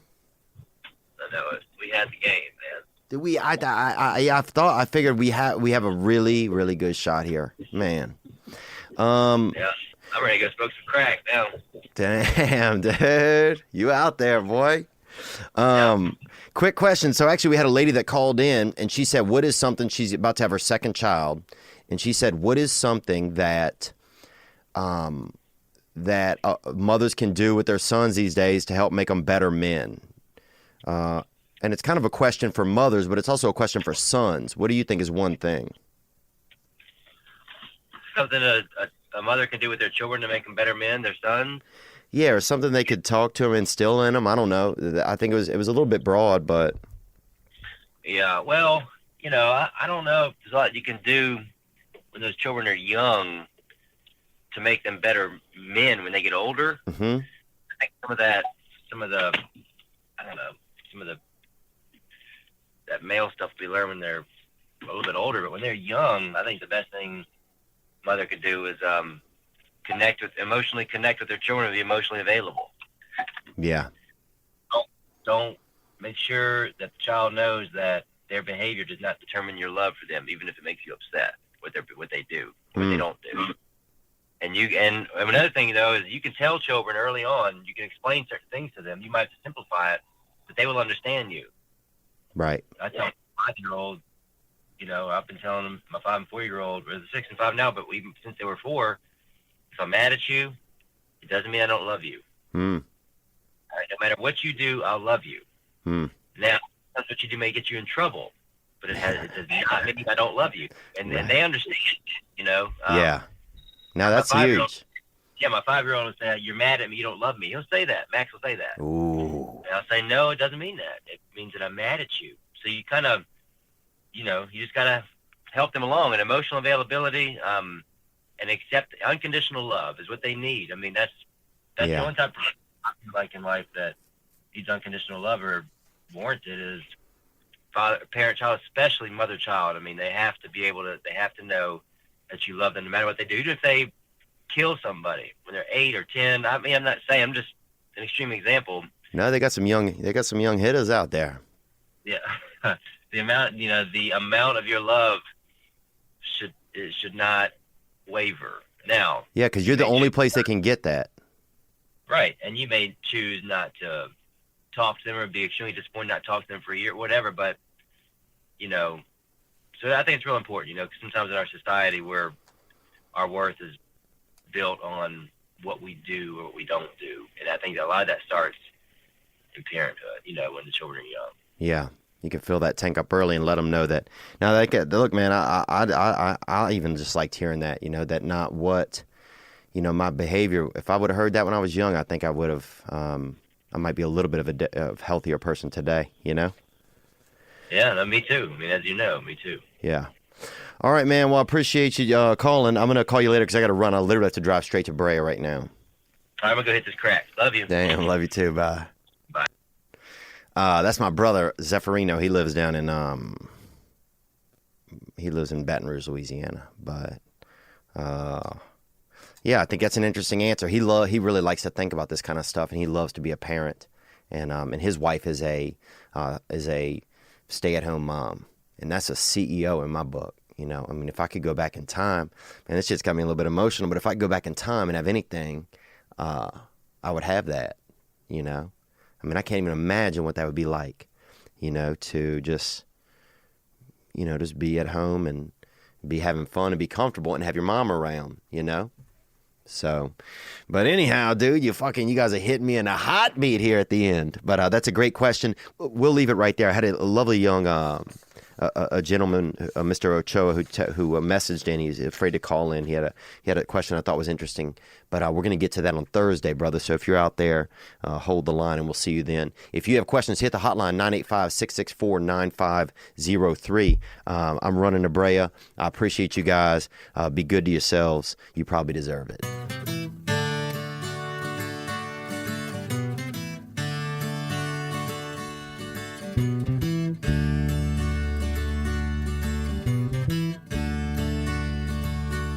Celebrate living, celebrate misery. You know that soon we're gonna die. Let's have some fun while we all die. Celebrate dark days, celebrate all your pain. Exercised. Let's have some fun while we all die.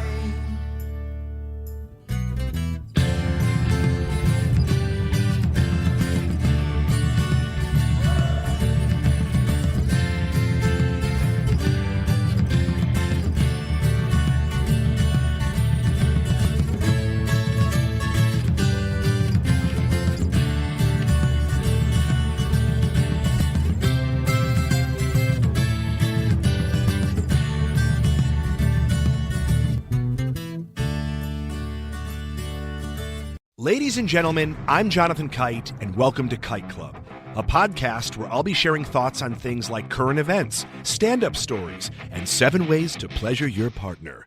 The answer may shock you. Sometimes I'll interview my friends. Sometimes I won't. And as always, I'll be joined by the voices in my head. You have 3 new voice messages. A lot of people are talking about Kite Club. I've been talking about Kite Club for so long, longer than anybody else. So great. Hey, sweetheart, here's the deal. Anyone who doesn't listen to Kite Club is a dodgy bloody wanker. Do you know what I mean? Hi, I'll take a quarter pounder with cheese and a McFlurry. Sorry, sir, but our ice cream machine is broken. No! I think Tom Hanks just butt-dialed me. Anyway, first rule of Kite Club is tell everyone about Kite Club. Second rule of Kite Club is tell everyone about Kite Club. Third rule, like and subscribe wherever you listen to podcasts or watch us on YouTube, yeah? And yes, don't worry, my Brad Pitt impression will get better.